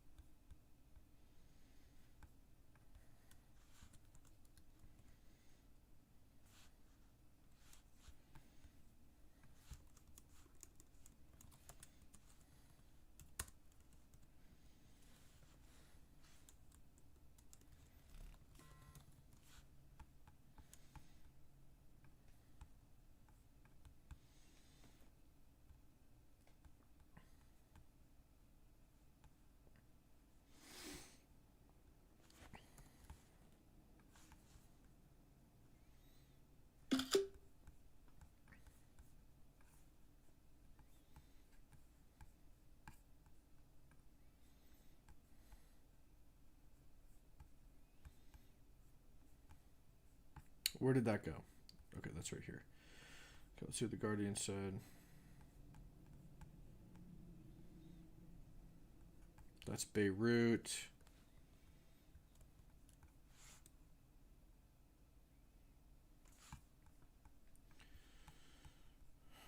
Be sure.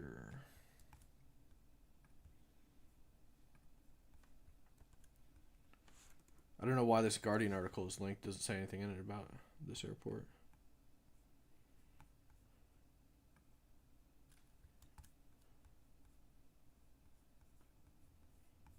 Let me check one more time. Yeah, it says nothing about it. I don't know why that's even linked. Bogus.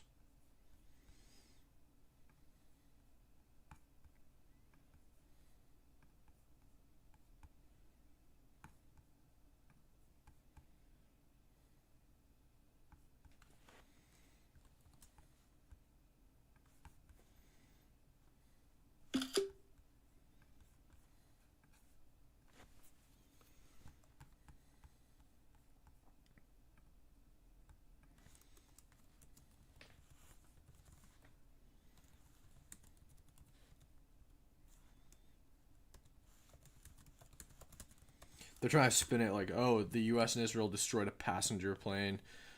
But it's like, destroyed a passenger plane, by the way, that was on the ground.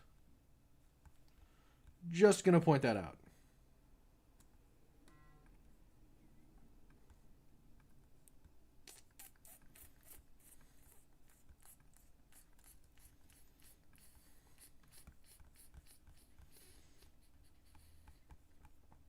Okay, let's connect it from Israel.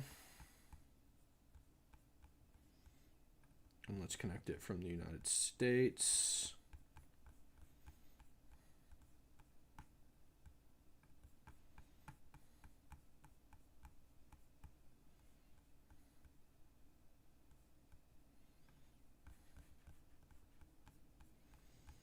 United States needs to be blue.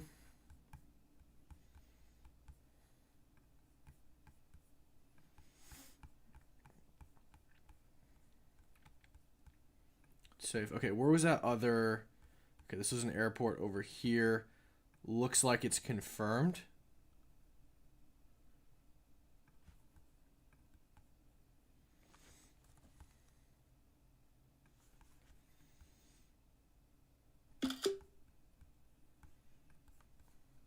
Because this also mentions that Mehrabad Airport was hit. Let's see if there's any extra details. Okay, who is this guy? Let's see. Who is this? Senior Executive Editor, NDTV. Okay. I've seen NDTV post some pretty questionable things, so we're not going to confirm it yet.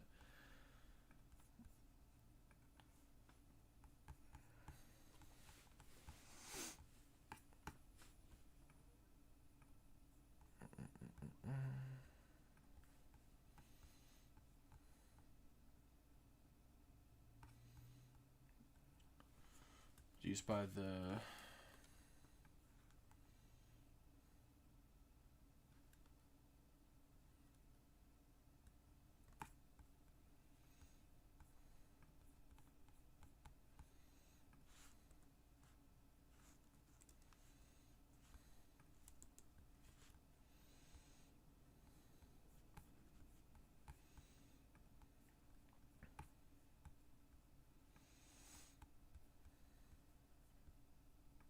See who else is talking about it.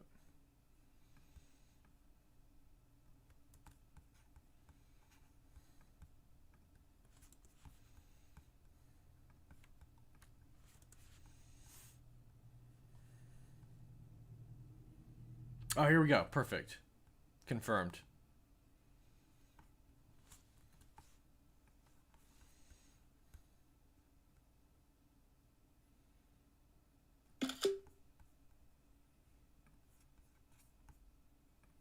Thank you, Times of Israel. Okay. All right, we can confirm that.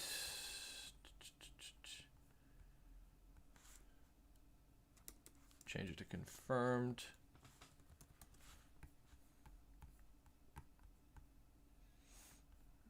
And we'll do a line from Israel.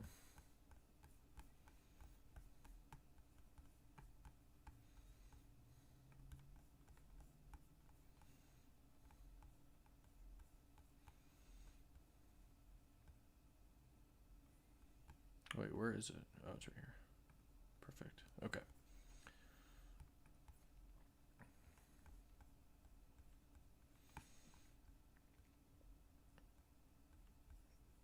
Okay, let's look at this article real quick and see if there's anything new in here. Let's see what this is.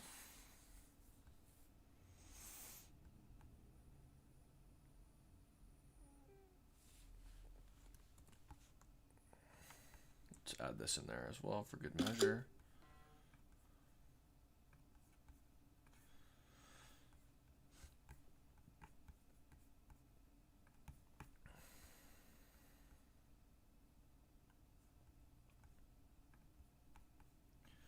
Okay.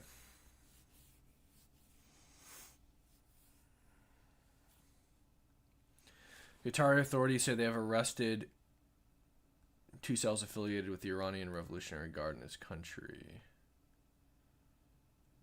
Okay.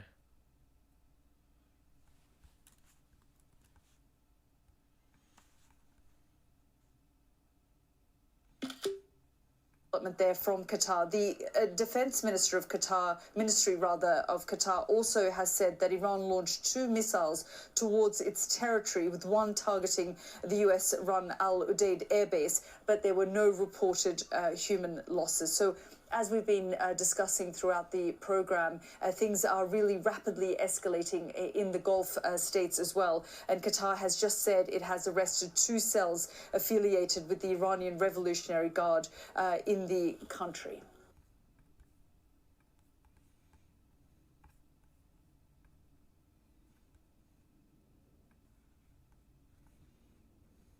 Qatari authorities say it...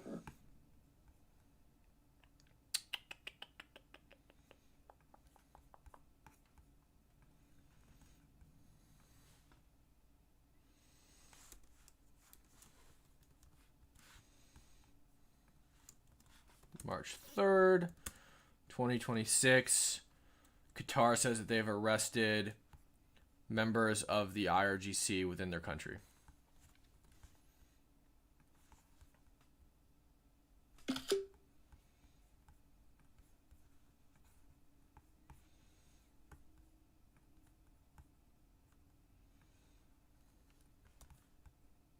Let's just check that out real quick.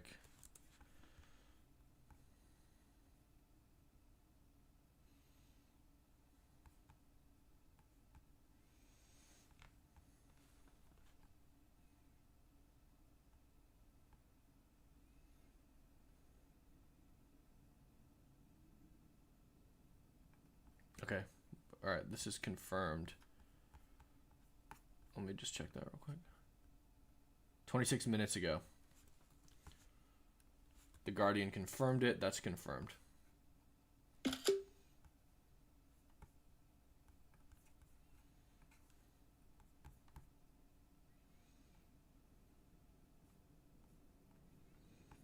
Okay. All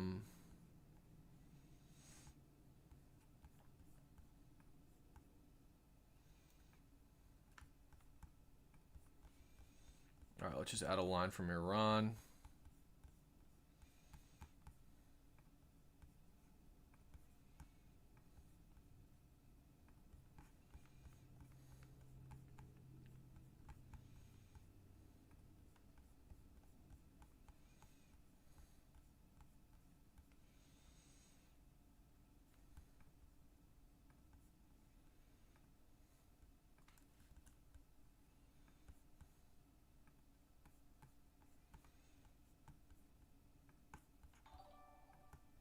Thank you for the subscribe. Appreciate it, Courtney. I think that's it, Courtney. Yeah, Courtney. Thank you. Okay. All right, let's update the map real quick. I think this is most of the strikes that happened overnight. You guys should be able to see all these now.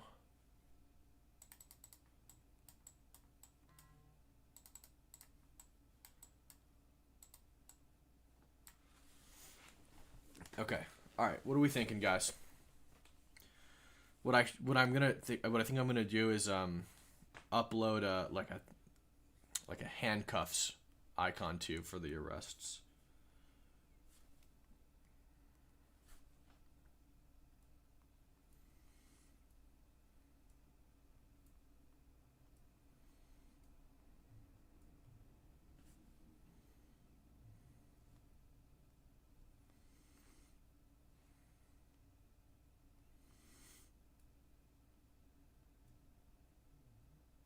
Someone's calling me. Hey, I'm live. I can't talk. Okay, just call me when you're free. Okay, shoot me a text, but okay. Okay, what now? Let's add a handcuff thing.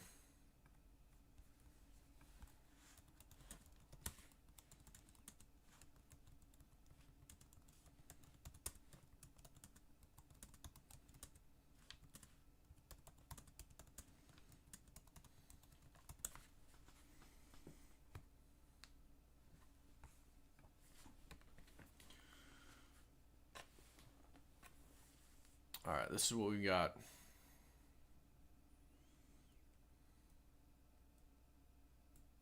And anybody who wants to view this map, you can find it at iranbattlemap.com. It's also on my Twitter. Make sure to go retweet it.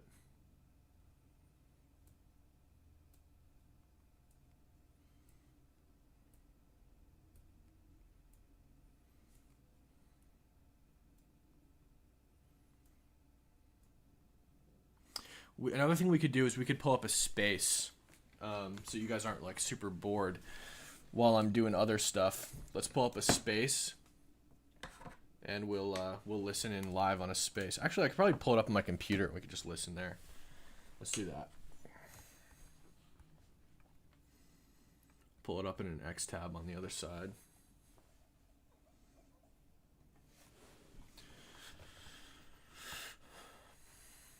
Okay, let's go to spaces. Where are spaces? Oh, they're over here. Mario's live. We'll go to Mario's. Cooperating with the Iran and Assad regime and other things, and of course, this is black spots in their ideology and what they want, what they're up to. Yeah. Thank you. Sorry for the interruption. No, it's no worries. We can have different opinions. It's fine. I think Turkey had this kind of reservations in the past, but now they have a peace process in Turkey, and even Devlet Bahçeli, he received like a carpet from Öcalan. So I think the situation in Turkey is now a bit different than before the peace process. And of course, now even Turkey somehow indirectly accepted the integration of Kurdish forces in Syria, as long as they accept like the lead of Damascus, basically. But anyway, we can talk about this a lot. But I think the biggest question then is what you're going to do with the non-Kurdish areas. So either they have to build up a new Iranian non-Kurdish armed groups to also go to Tehran. Because, for instance, if you go to Iraq, actually Kurdish fighters from in Iraq, they helped actually the U.S. Army to defeat the Ba'athists, even in non-Kurdish areas. They went to Salahuddin, they even went to Baghdad and other areas. But then the question, of course, is those forces cannot stay in those areas because they are non-majority Kurdish areas. So you have to also deal with this kind of issues. What are you going to do then with the non-Kurdish majority areas? Because Iran is like a very big country, and definitely it's not. Kurds are still a small minority. Okay, there's another explosion in Erbil. Okay, another explosion. I think it's very. I think those reports about arming Kurds are maybe leading to more attacks, but that's. Gladly, I think that's the reason why we've seen a pickup. Look, let me put it this way: if we're hearing about this, clearly the Iranians have already heard about this, and that's why they're conducting strikes in that area. By all means, let me. If you need to be safe, you need to drop. Don't worry, I'll cover down. I think that's the key aspect.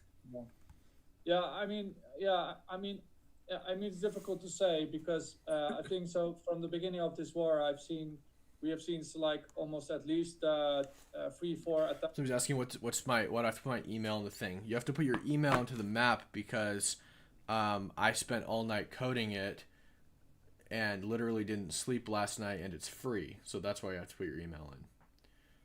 Because I didn't just do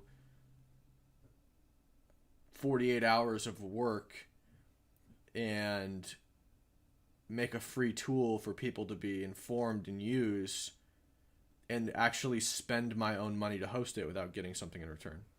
Oh, but they have a lot of other cards in the cards. I mean, they have all these armed groups. They have, So in other words, welcome to my newsletter. because they have also a lot of drones they can use. And the drones are much more easier to produce and to use. You know that better, Citrap, than me, than ballistic missiles. I mean, ballistic missiles, once you fire the ballistic missiles, often it gets spotted. But I think with drones, it's a little bit easier to Correct. shoot, right? Or the same? No, exactly. But the drones are These guys slow, are so that's why cruise loud. missiles are great, because it's harder and they're maneuverable. But yeah, once you launch a ballistic missile, if you get them, drones are harder. But I think the reasoning why we've seen a significant increase. Yeah, your email. So I can email you when I post new videos. Israel taught you well. Well, nothing in this world is free, my friend. You want 48 hours of my labor? Give me your email. Welcome to the human race.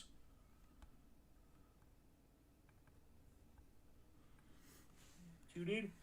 But I think one of the key aspects now that we're seeing is maybe the United States wants to ensure they have air supremacy around Iran. I don't think they're that far off from it.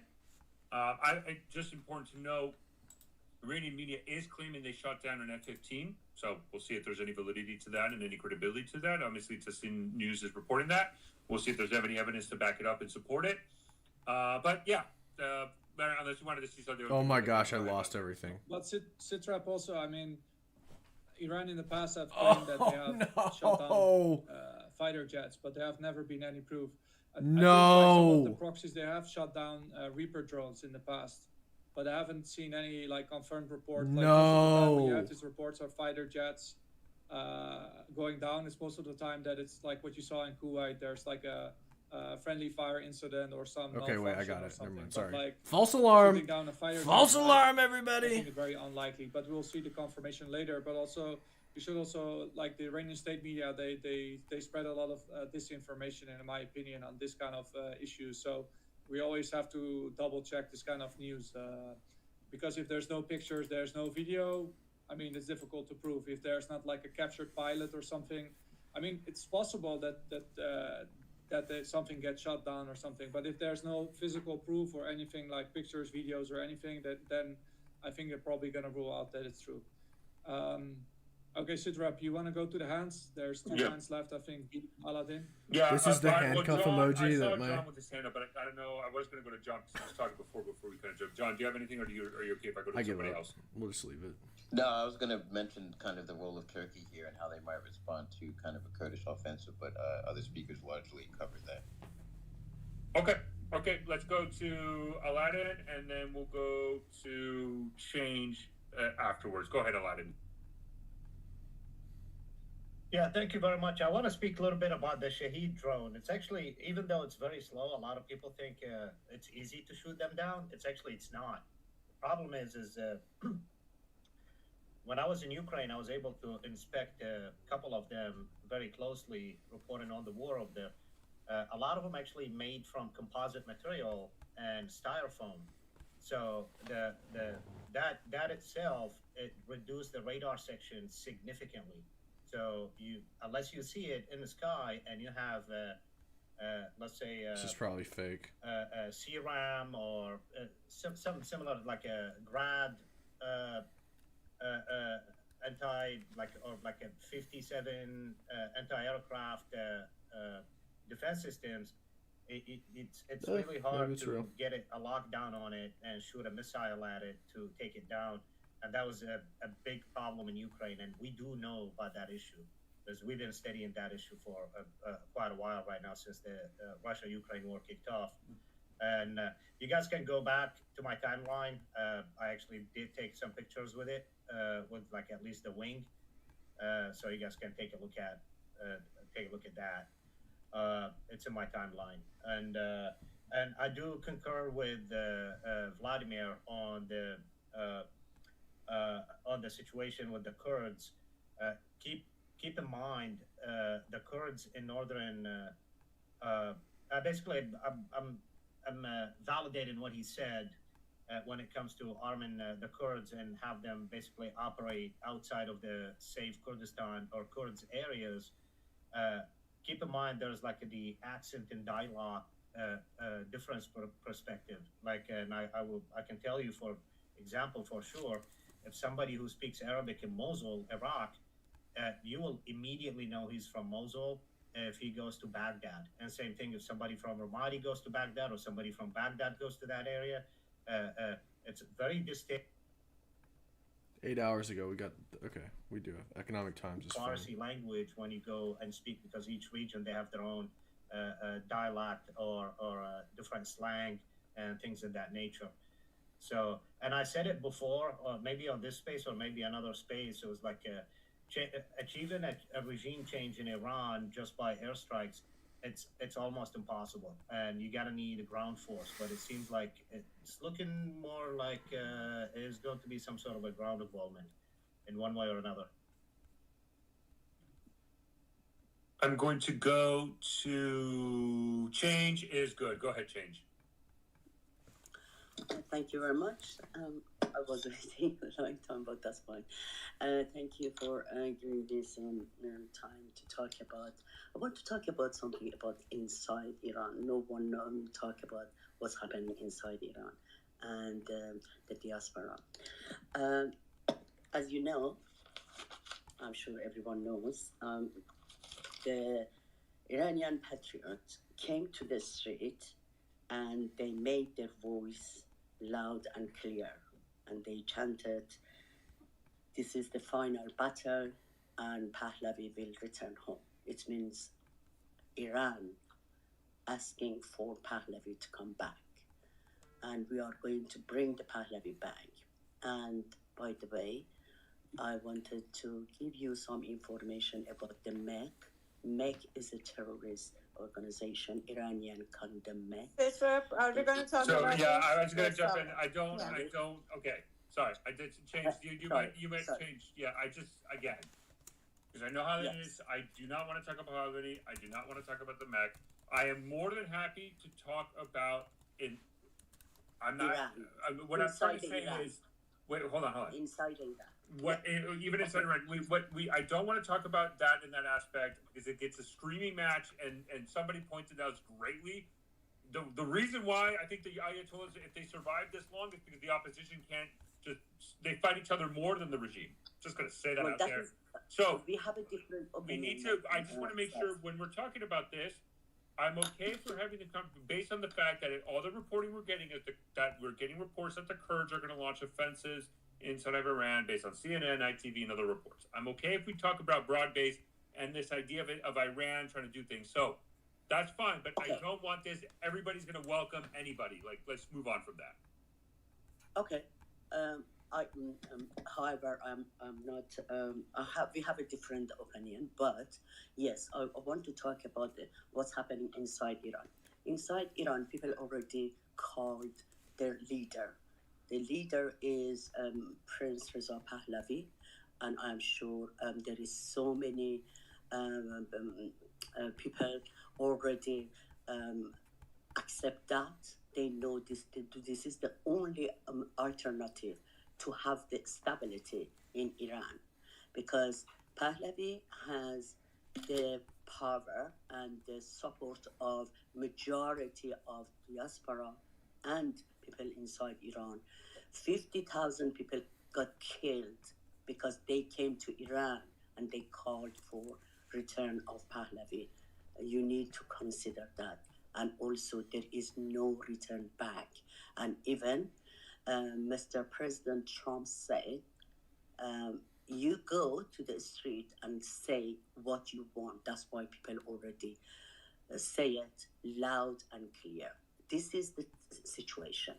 The thing is, you are talking about the ground force, which there is 9 million diaspora, which so many of them is already been in army, and they know how to use to be part of the army, and they they are going to go back the day after the fall of the regime. They are part of the army of the ground, force on the ground.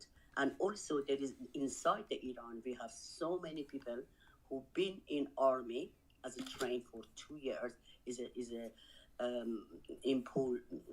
They need to go. It's called Sarbazi. They are already going to be part of the force on the ground. And also there is so many of the armed force people was separated from the armed force. They are already been signed in QR campaign. They are going to join the army the day after the fall of the regime. It means this is not that you don't. And also we have so many tribes and so many people like Kurd, Baluch, Bakhtiari, and all of them. They are already knows how to fight against how can be the part of the force on the ground. It means it's not like we don't have. It's not like Prince Reza Pahlavi doesn't have the army. Well, actually, he has the army. But the thing is, because of their safety. Bro, what is going on? What is this conversation? That this part is not the things which you need to be very, very worried about. I am sure Mr. President knows that. I'm sure because they are talking to each other. He knows about what's happening inside the Iran. The people already connected with them. The people already send the message to the President Trump. And the President Trump knows. That's why President Trump started this fight, because he knows is not the things which he is not that much worried about that, because as soon as Prince Reza Pahlavi, which yeah. Dude, this guy's like, we're done. Stop. I don't want to hear Prince Reza Pahlavi again. I let you run with it. I made it abundantly clear. You did it. So, mute. Moving on. I do not want to talk about Reza Pahlavi at all, because it's just a shouting match that derails the conversation. So I gave the warning, was acknowledged and ignored. So, and if we played a game of take a shot every time somebody says Reza Pahlavi, I'd be in the hospital by now. So, Shireen, go ahead. Oh, sorry. I really think that, we can make any kind of a speculation that we want, but I really think what happened today, the call to Kurdish leader Mustafa Hejri, and also the coalition that all the Kurds had a couple of weeks ago, 5 of them got together. I think this is what's playing right now is a Twitter space. I'm just trying to, while I'm working on this map, I'm trying to just give you guys something to listen to. So this is if you're new in here and you don't know what's going on, this is a battle map of the current conflict. And I am just mapping it out so that you guys have a good understanding of what is going on. Because a lot of people don't realize what's going on. I think visual helps a lot. Tonight we're going to update the statistics page on here. This is obviously not probably currently accurate. So that has to be fixed up. We also have a little thing here of the regime and the amount of people that have been killed. Need to work on it. But this map is public. You can go look at it right now if you want, and you can interact with it. So, like, let's say you want information on... Okay, why is this, like, screwing up right now? Of course, like, right when I try to explain the map, it like, starts tweaking out. Okay. So let's say, like, you want to know, what is this strike over here? Huh. Okay, well, looks like Israel struck in northern Tehran at Evin Prison, We have a source from Good Morning America confirming that. We have a photo of the strike, etc. And it's dated and confirmed. Then let's go over here to this yellow one. Yellow means unconfirmed. So what do we have? We have a joint U.S.-Israel strike on northern Tehran, unconfirmed. We've got some building destruction and a tweet from Mario Newfall. That's why it's unconfirmed, just because we don't have verification of that. Let's come what's a good one that has we just did one. Was it? It was this one up here in Urmia. U.S. strikes in Urmia. U.S. strikes Urmia, Iran. Unconfirmed. So this is unconfirmed. We have a lot of information on it, but it's unconfirmed because nobody credible has really posted it. So we've got the Financial Times posted an article. It might be true. It might not be. We've got the Clash Report and a couple other things. Grok says it's true. Google AI says it's true. But that doesn't bring me enough confidence to say that it's true.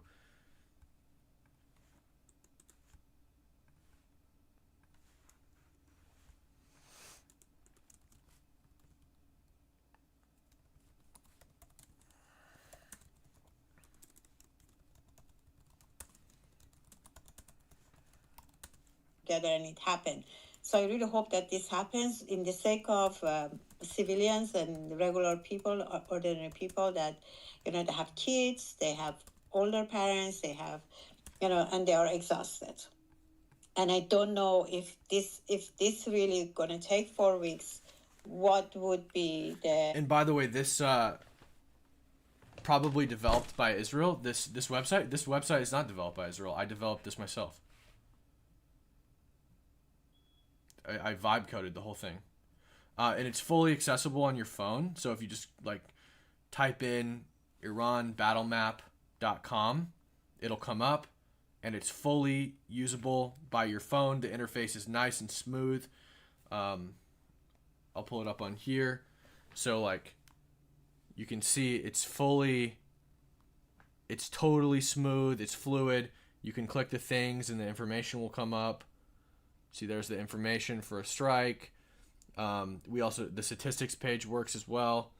Not as well, but it works. So you can click it there and it comes up. So I'm just trying to keep people informed. This is not biased. I'm not trying to make any kind of narrative as a result, from this battle map. I'm just trying to post information as accurate as physically possible. I am a biased person. Be warned about that, but what does vibe coded mean? It means I made ChatGPT do it. That's what it means.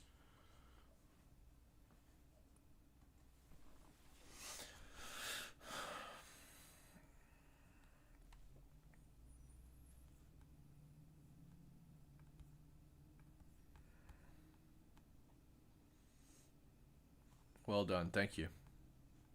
All right, let's get back to this. What news should I believe right now, and what kind of confirmation do we have that he's indeed alive and he wasn't elected for the Velayat Faqih or not? If anyone has any idea, I would like to hear that. Thank you. So, Rob, can I respond to that real quick? Yeah, you can go ahead. Sitrop is having a break. Oh, so me too. Oh, okay. Yeah. So the outlet actually reported that it was Iran International. They're notorious with misinformation, and they just did literally a one-liner, and they didn't even put a writer or an author to that article. So there's absolute no confirmation for that. Everybody's re-sharing that, or even the New York Post wrote a story right now based on only Iran International, and even New York Post, they did not have the audacity to put the author name on the article. They did, so they probably know it's probably shaky, but it's a headline click. And Vasgard reported that based on their Iranian International, and from my sources on the ground. By the way, just so you guys know, I'm not talking out of my ass. I actually have a lot of family members in Isfahan, so I do have sources on the ground. So I talk to them all the time, and that's how I get some of the information trying to get out. So just keep that in mind. I hope you I hope your family's safe. I hope they are doing fine. May I comment on that? Thank you. Yeah, go ahead, and then we go to Donna because she also has her hand up and she hasn't talked yet recently. Sure. I don't have, of course, people. I don't know people from inside, but I have like analysis. I don't think they will announce, even they chose the supreme leader, they will not announce it because it's gonna be too risky for him. Because I mean, this is like a main target. So, like they did with the Hezbollah, they killed Nasrallah and the one after. So probably either they will delay the election as an analysis, or even they maybe choose one, but they will not announce it, not to make him, you know, an obvious target. So probably, but it takes also time after a supreme leader who ruled the country. I see Iran like is his product. 40 years he was in power. Even he changed the line from Khomeini to more like a sectarian line. Khomeini was more, open to other Muslim countries, but this shows more sectarian line. And this is his making. Like after so long rule, you always expect like maybe conflict and competition, because I mean any regime has certain cliques, certain lobbies, certain for sources of power, and they want their men to be on top. So you expect some kind of competition inside, but because they have an external threat right now, probably they will mask those and probably they will delay the election. My opinion. Thank you. Yeah, I think always with this kind of report it's better to wait what the Iranian state media says and if there's like any official sources. And so far there has been no sources mentioned, and I think we'll have to wait what the reality is. So we go to Donna now. I'm sorry, Vladimir, quickly before we go to Donna, did you guys report on the name of the casualties that they have announced, the U.S. soldiers that have been killed? No, we didn't. Is there because the names have been released. There are 4 Army Reserve soldiers killed in the war against Iraq. They're it's the company commander and the first. Oh wow, it's 3 first sergeants. So it's a captain, a company commander, 2 first sergeants, and an E5 sergeant. They died in Port Shuaibah, Kuwait, during a UAS attack. They were assigned to the 103rd Sustainment Command in Des Moines, Iowa. I actually know that command. Crazy. Okay, Donna, go ahead. Oh, hello. Yes. On what was just said about Iran International, I think serious journalists around the world know not to rely on anything that comes out of Iran International. It's not really a news media. It's a propaganda outlet. In my experience as a journalist, the best coverage is being done by the UK Financial Times. They also have an international edition. They do have a reporter based in Iran. I don't know if she's still inside Iran, given that the war is happening, but she's been reporting from various places. She tends to move between Dubai and London, and her reporting, the general reporting on Iran, is very good, and they've never repeated any of the figures in even the number of protesters killed. They never repeat anything that comes out of Iran International. They really do go to great length to make sure that what they're reporting about Iran is verified and accurate. So that is a really good source. Also, about information in general, there are us Iranians that come to places like this and talk about our views and our aspirations for Iran. I think there is really important for people to distinguish between what is desirable from our individual perspective and what is factual. So anyone that talks about Iranians want this and Iranians want that, I'm sure I don't want to insult people's intelligence. I think people people here would know that nobody can speak on behalf of Iranians. And to say, there are things that people say about, minorities being united, that we all want this and that. That's obviously not true. Even within the Kurdish, many political parties and many factions. I know there's been a coalition recently, but there's still a lot.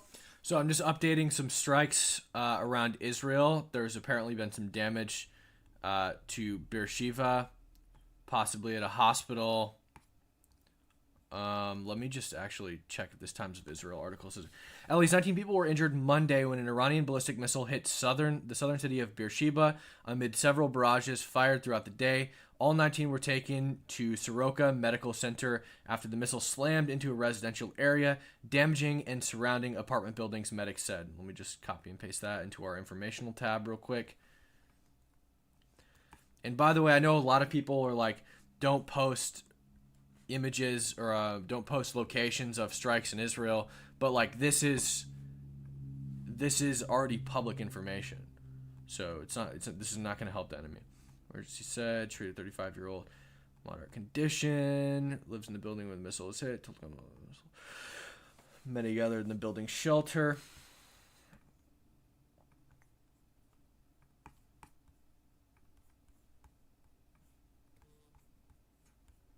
Let me see if there's a hospital.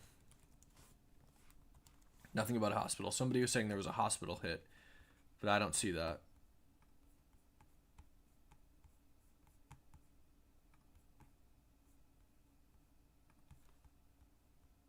Just make sure that's accurate to Beersheba.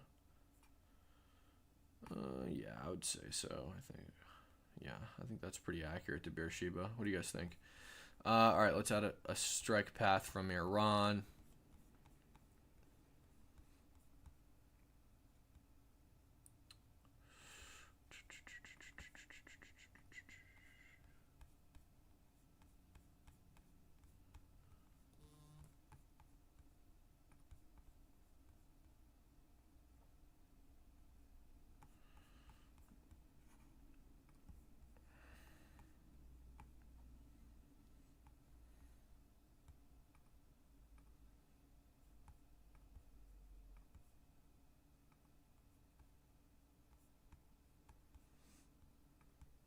Okay, updated.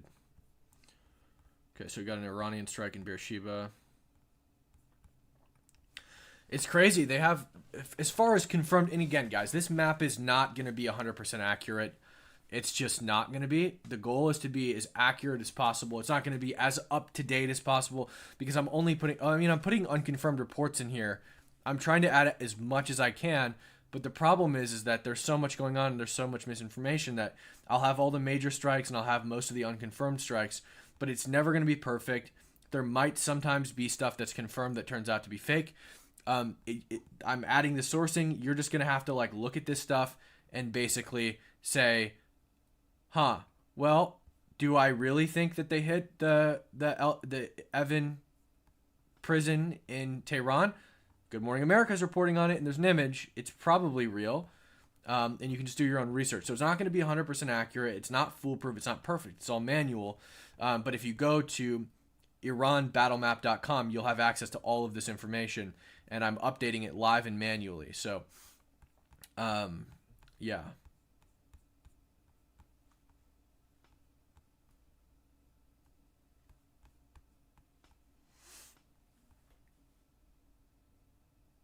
Unacceptable, Cam. You have to be perfect. So real. I hope this helps you guys. Like, I hope it helps you guys understand and decipher what's true and what's not. I think I'm going to add another tab up here that's called the Misinformation Hall of Shame, and it's going to be like a bunch of people posting like fake garbage.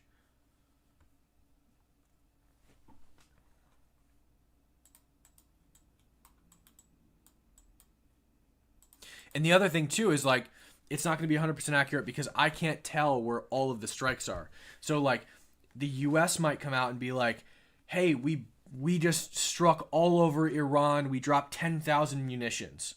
And I'm left here saying 10,000 munitions could be anywhere in here. The U.S. is not going to tell me where they're operating, so it looks extremely disproportionate. Why does it look like there are so many strikes from Israel and there are very few or much less strikes from the United States? The blue is the United States, the green is Israel. Why does it look like there are some... Well, green is just allies, so it also counts as Qatari strike down here. But why does it appear that there are so many more Israeli strikes? Well, because Israel comes out and they publish a tactical map that shows all of these strikes here. And then I can then transfer those over to my tactical map. And so I can conglomerate all of the information. And because the IDF comes out and says, we struck all of these exact pinpoints, these specifically were... I believe up here it was air defense systems, and then down here it was surface-to-air missiles that they struck. I can just add that over. The U.S. is not doing that. So they're not saying, we dropped 10,000 munitions, here's where they all landed, bada, bada, bada, bada, bada, right? Now they are showing some stuff like these strikes on the Iranian Navy down here. I've got those. These clusters of strikes here on ships down in the Gulf of Oman and the Straits of Hormuz. These are the strikes that annihilated and decimated Iran's entire navy in the Gulf of Oman.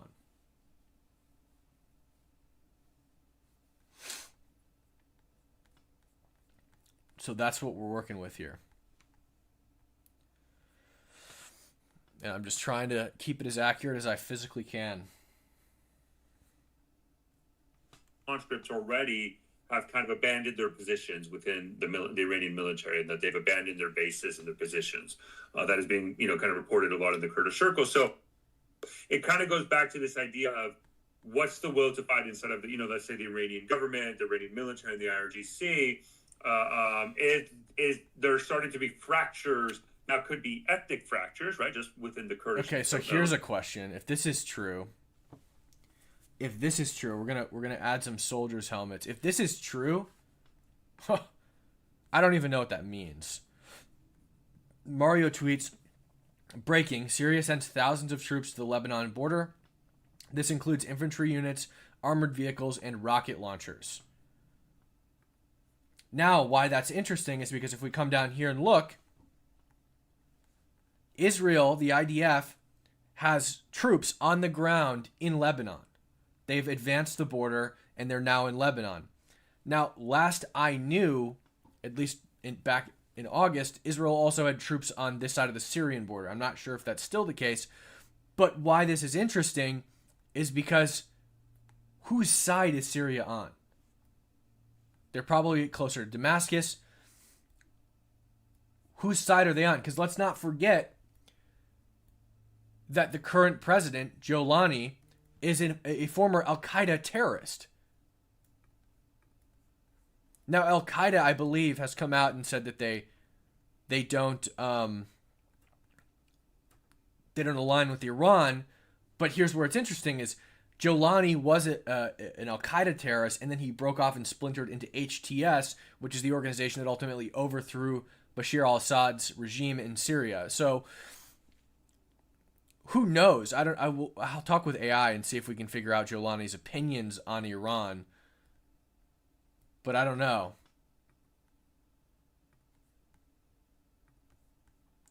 Like, this is my hang up. Would Jolani really send troops to the border to defend Israel against Hezbollah? I don't know about that. So we're gonna put some Syrian troops as unconfirmed on the Lebanese border.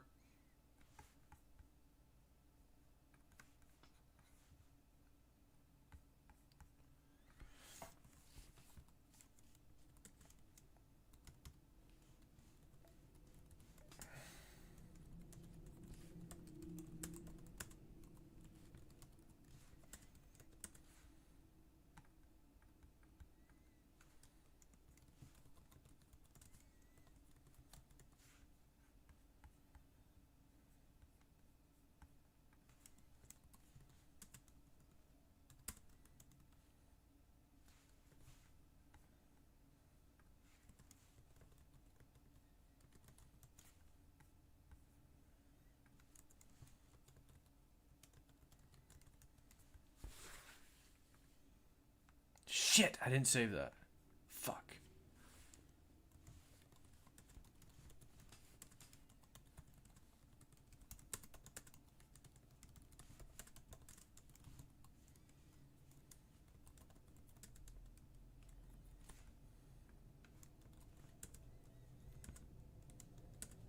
Kurds control some areas, then it will be easier for the protests to happen in the rest of Iran. So I don't really understand if, for instance, Kurdish armed forces take on the Iranian security forces and pin them down, why it would be easier for unarmed Iranians in major cities to get turnout without getting massacred, because that's what one person is saying in the article. So I don't understand, if you don't have any armed people inside these Iranian cities, like how can Kurdish armed forces, unless the idea is basically that the Iranian armed forces will be basically distracted because they are busy fighting with the Kurds, so that there's more space for Iranians in other cities of Iran to rise up.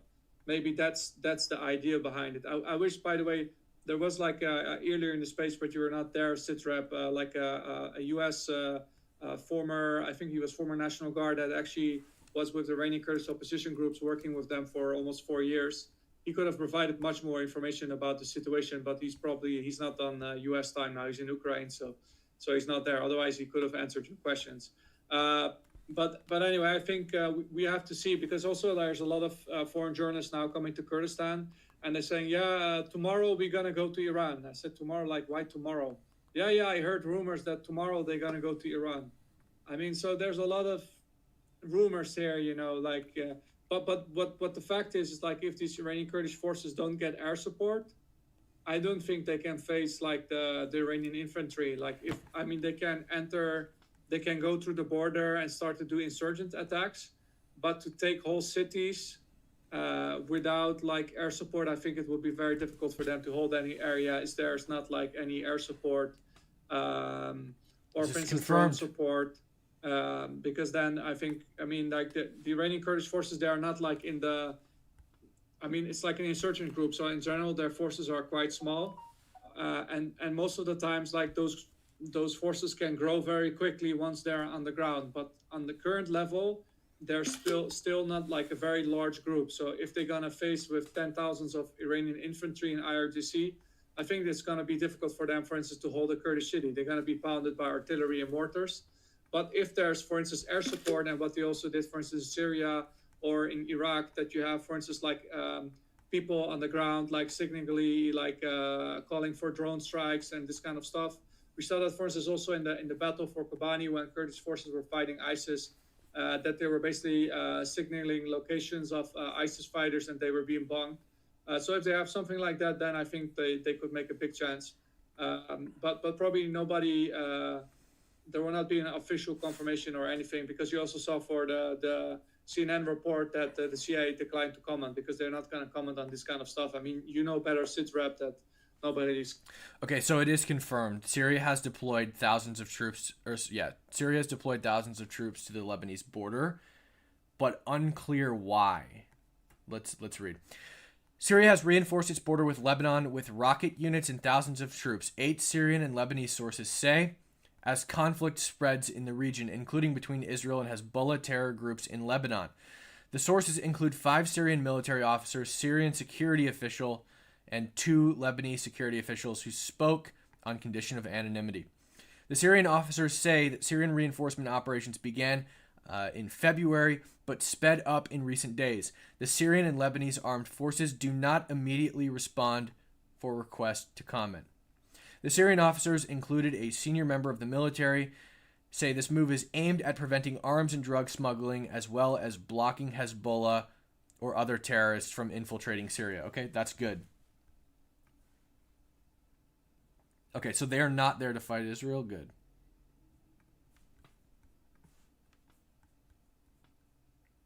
Hezbollah is basically being strangled.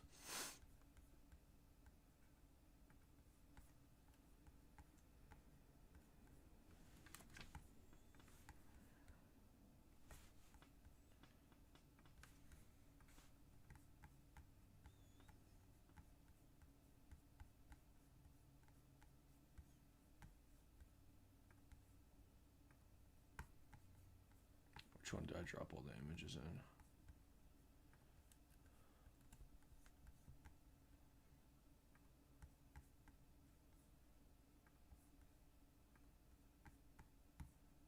Where's this one? We'll just...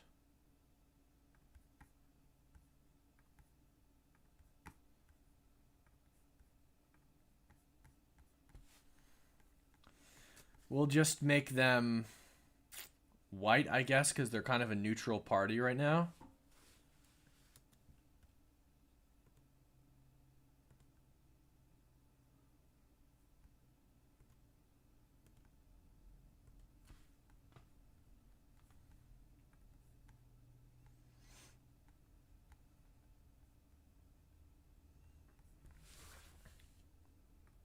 Also, there are other fears from the Turkey, because Turkey invade the, the Syria, the Iraq, and they are not sure what's happened and the next. But the leader said this last Sunday, they talked, they are ready, and they are be connected with many people under Iran. But also, it's not clear. The IRGC sent thousands of troops to the Kurdish city on the border. So I just want to let you know that the IRGC wants the people leave the Kurdish city on the border because the possibility of the fights are rising. Thank you, everyone.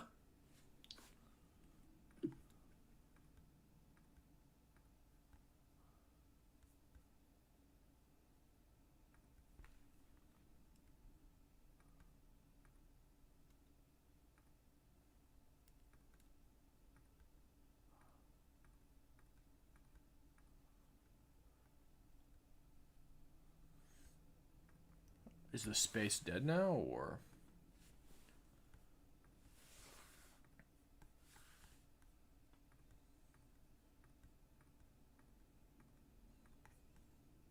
I'm going to tweet this real quick as well.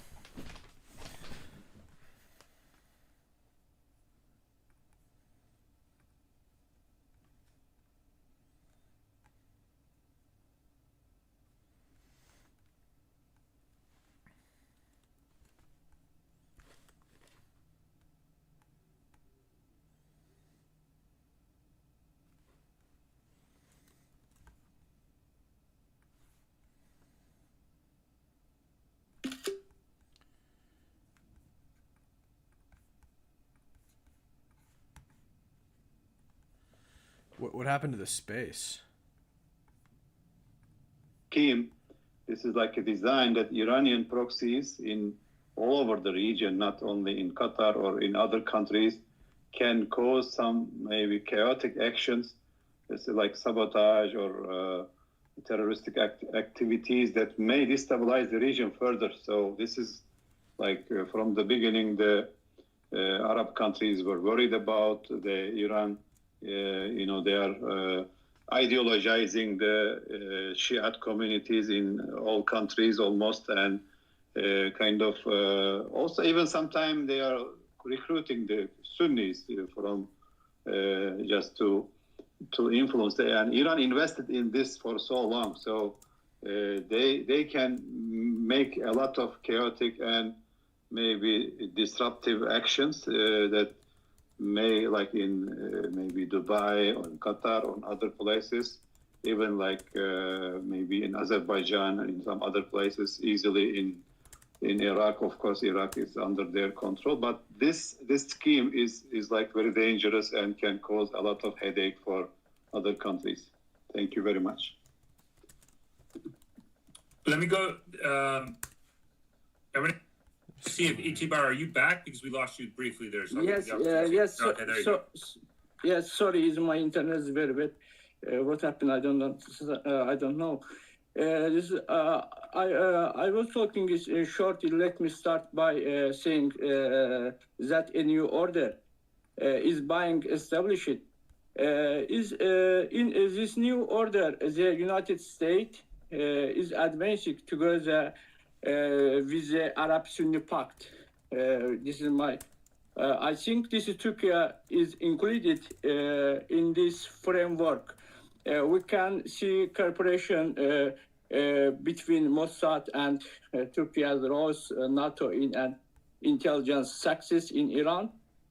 specifically under this new world order, territories will be granted to the Kurdish in Syria, Iraq, and Iran, after in Turkey, because eventually after Erdogan and Hakan Fidan's presidential elections, maybe his constitutional change will be implemented in Turkey, applying in a model of autonomy for the Kurdish, smile to Spain. Finally, Kurdish Confederation will be established in the region. Meanwhile, Operation the Weekend outreach in Iran will continue. Now, explain this matter in detail. There is rapidly growth in China's economic in the world. Along with this, China established the BRICS Alliance. BRICS Alliance is then they start using their own currency as an alternative to the dollar. At the same China secretly established a military pact which includes China, Russia, North Korea, and Iran. This undoubtedly is Israel through European diplomats collecting intelligence on Iran Revolution Guards generals based on information operations. Now, afterwards, is the United States and Europe facing debt and economic risks, directing the strategies toward Ukraine, creating fear of Russia, adding Finland and Sweden to NATO. Now is then the North Sea roads came under United States control because it's trade road. After is America, how is for example is America is want agreement is Putin for is Ukraine, but how is Putin did not concede access the road Odessa. Because Ukraine is eastern. Right, but Itamar, I don't want to like really veer off too much on the geopolitical aspects, mainly because one, there's a lot of things that are going on. Two, we have had sort of broad-based conversations, but I think we have to be very cautious of trying to connect a lot of things together. I mean, one of the things we talked about earlier is that even the Russian spokesman, Dmitry Peskov for the Kremlin, said, we're not doing negotiations right now because the United States is consumed with the Middle East. And to be frank, nobody's really focusing on the Russia-Ukraine. Actually, interestingly enough, within the last hour, one of the major news elements that got picked up is that in Rostov Oblast, it looks like the Russians shot down their own helicopter in a friendly fire incident, right? So I really don't want to veer too much into this. If you have something very specific to Iran that you want to bring, I'm all for it, and we can have that conversation. If not, I would like to go to its separate hand. So I'll let you see if you can focus back more on the immediate aspect of Iran.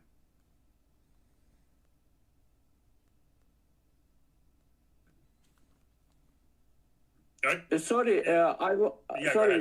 This is sorry. I want this talking this for his situation now is because after I talking I say your question, but now is a problem. What's problem? Because is now is first packet important. First packet. What's it? First packet is Ukraine and Georgia to join is NATO. Next packet is Armenia, Azerbaijan to join in NATO. This is planned for is NATO because it roads the Black Sea and Caspian Sea. Turkey with Erdogan aims to act as a gendarme to border China and establish influence in Central Asia. This is really this is planned. This is, but at the same time there is planned encircles Russia from the south. This is a problem there is for is regime change in Iran planned. Then a balanced political pedestrian is intended to be positions between Russia and Iran. After but force the Iran Revolution Guards and clerks must be neutralized. Because there is no doubt is that the Iran regime is currently led by Khamenei's son, Mustafa Khamenei, whose regime is targeted for destruction. But now the United States, America, also is wants to bring Iran and Russia to the same negotiation table through the Ukraine packet. This raises the questions, will the second Yalta conference, which is the United States is held in Baku, if I remember is correct, in 20 years, pull Russia to its side. But is another question is, will Russia betray China? This is a very good question, but alternative scenario, there is a high probability internal conflict in Iran, where United Arab Emirates and Azerbaijan, important Azerbaijan, because this is because Mossad already in 2015, 2019 carried out intelligence operation in Iran through these countries. Evidence the operations, including assassinations of generals, confirm this. For example, is high is generals is in SEPA is Revolution Guards. Now is important is time. Maybe now is Revolution Guards generals important is Guards generals is finished. Okay, I'll be right back, guys. I gotta go get my charger for my laptop. I'm gonna go get my charger for my laptop. I'll be right back. It's Paktab, everybody is before Kurdish one Paktab. Maybe is tomorrow is Revolution Guards General is finished. In Iran, West is start to is fighting Kurdish alliance. After North Iran is Azerbaijan Turkish alliance. Maybe ISIS, because ISIS Daesh important for Azerbaijan is maybe Turkey. But after this is Iran is target. Iran is three part of land because important is North Iran is Azerbaijan, Tabriz, Erbil, Baku, Khorasan. This is territory giving to North Azerbaijan Ilham Aliyev. In West territory, Kermanshah is South territory. From the north is west. After is going is Bandar Abbas is a territory. But a third territory is Reza Pahlavi Shah is important. Is petrol, gas refinery, and Basra Gulf Sea territory. Is trade road important. This is target. After this is territory is finished, this is Iran finished, important for me after going to Central Asia, Kazakhstan, Uzbekistan.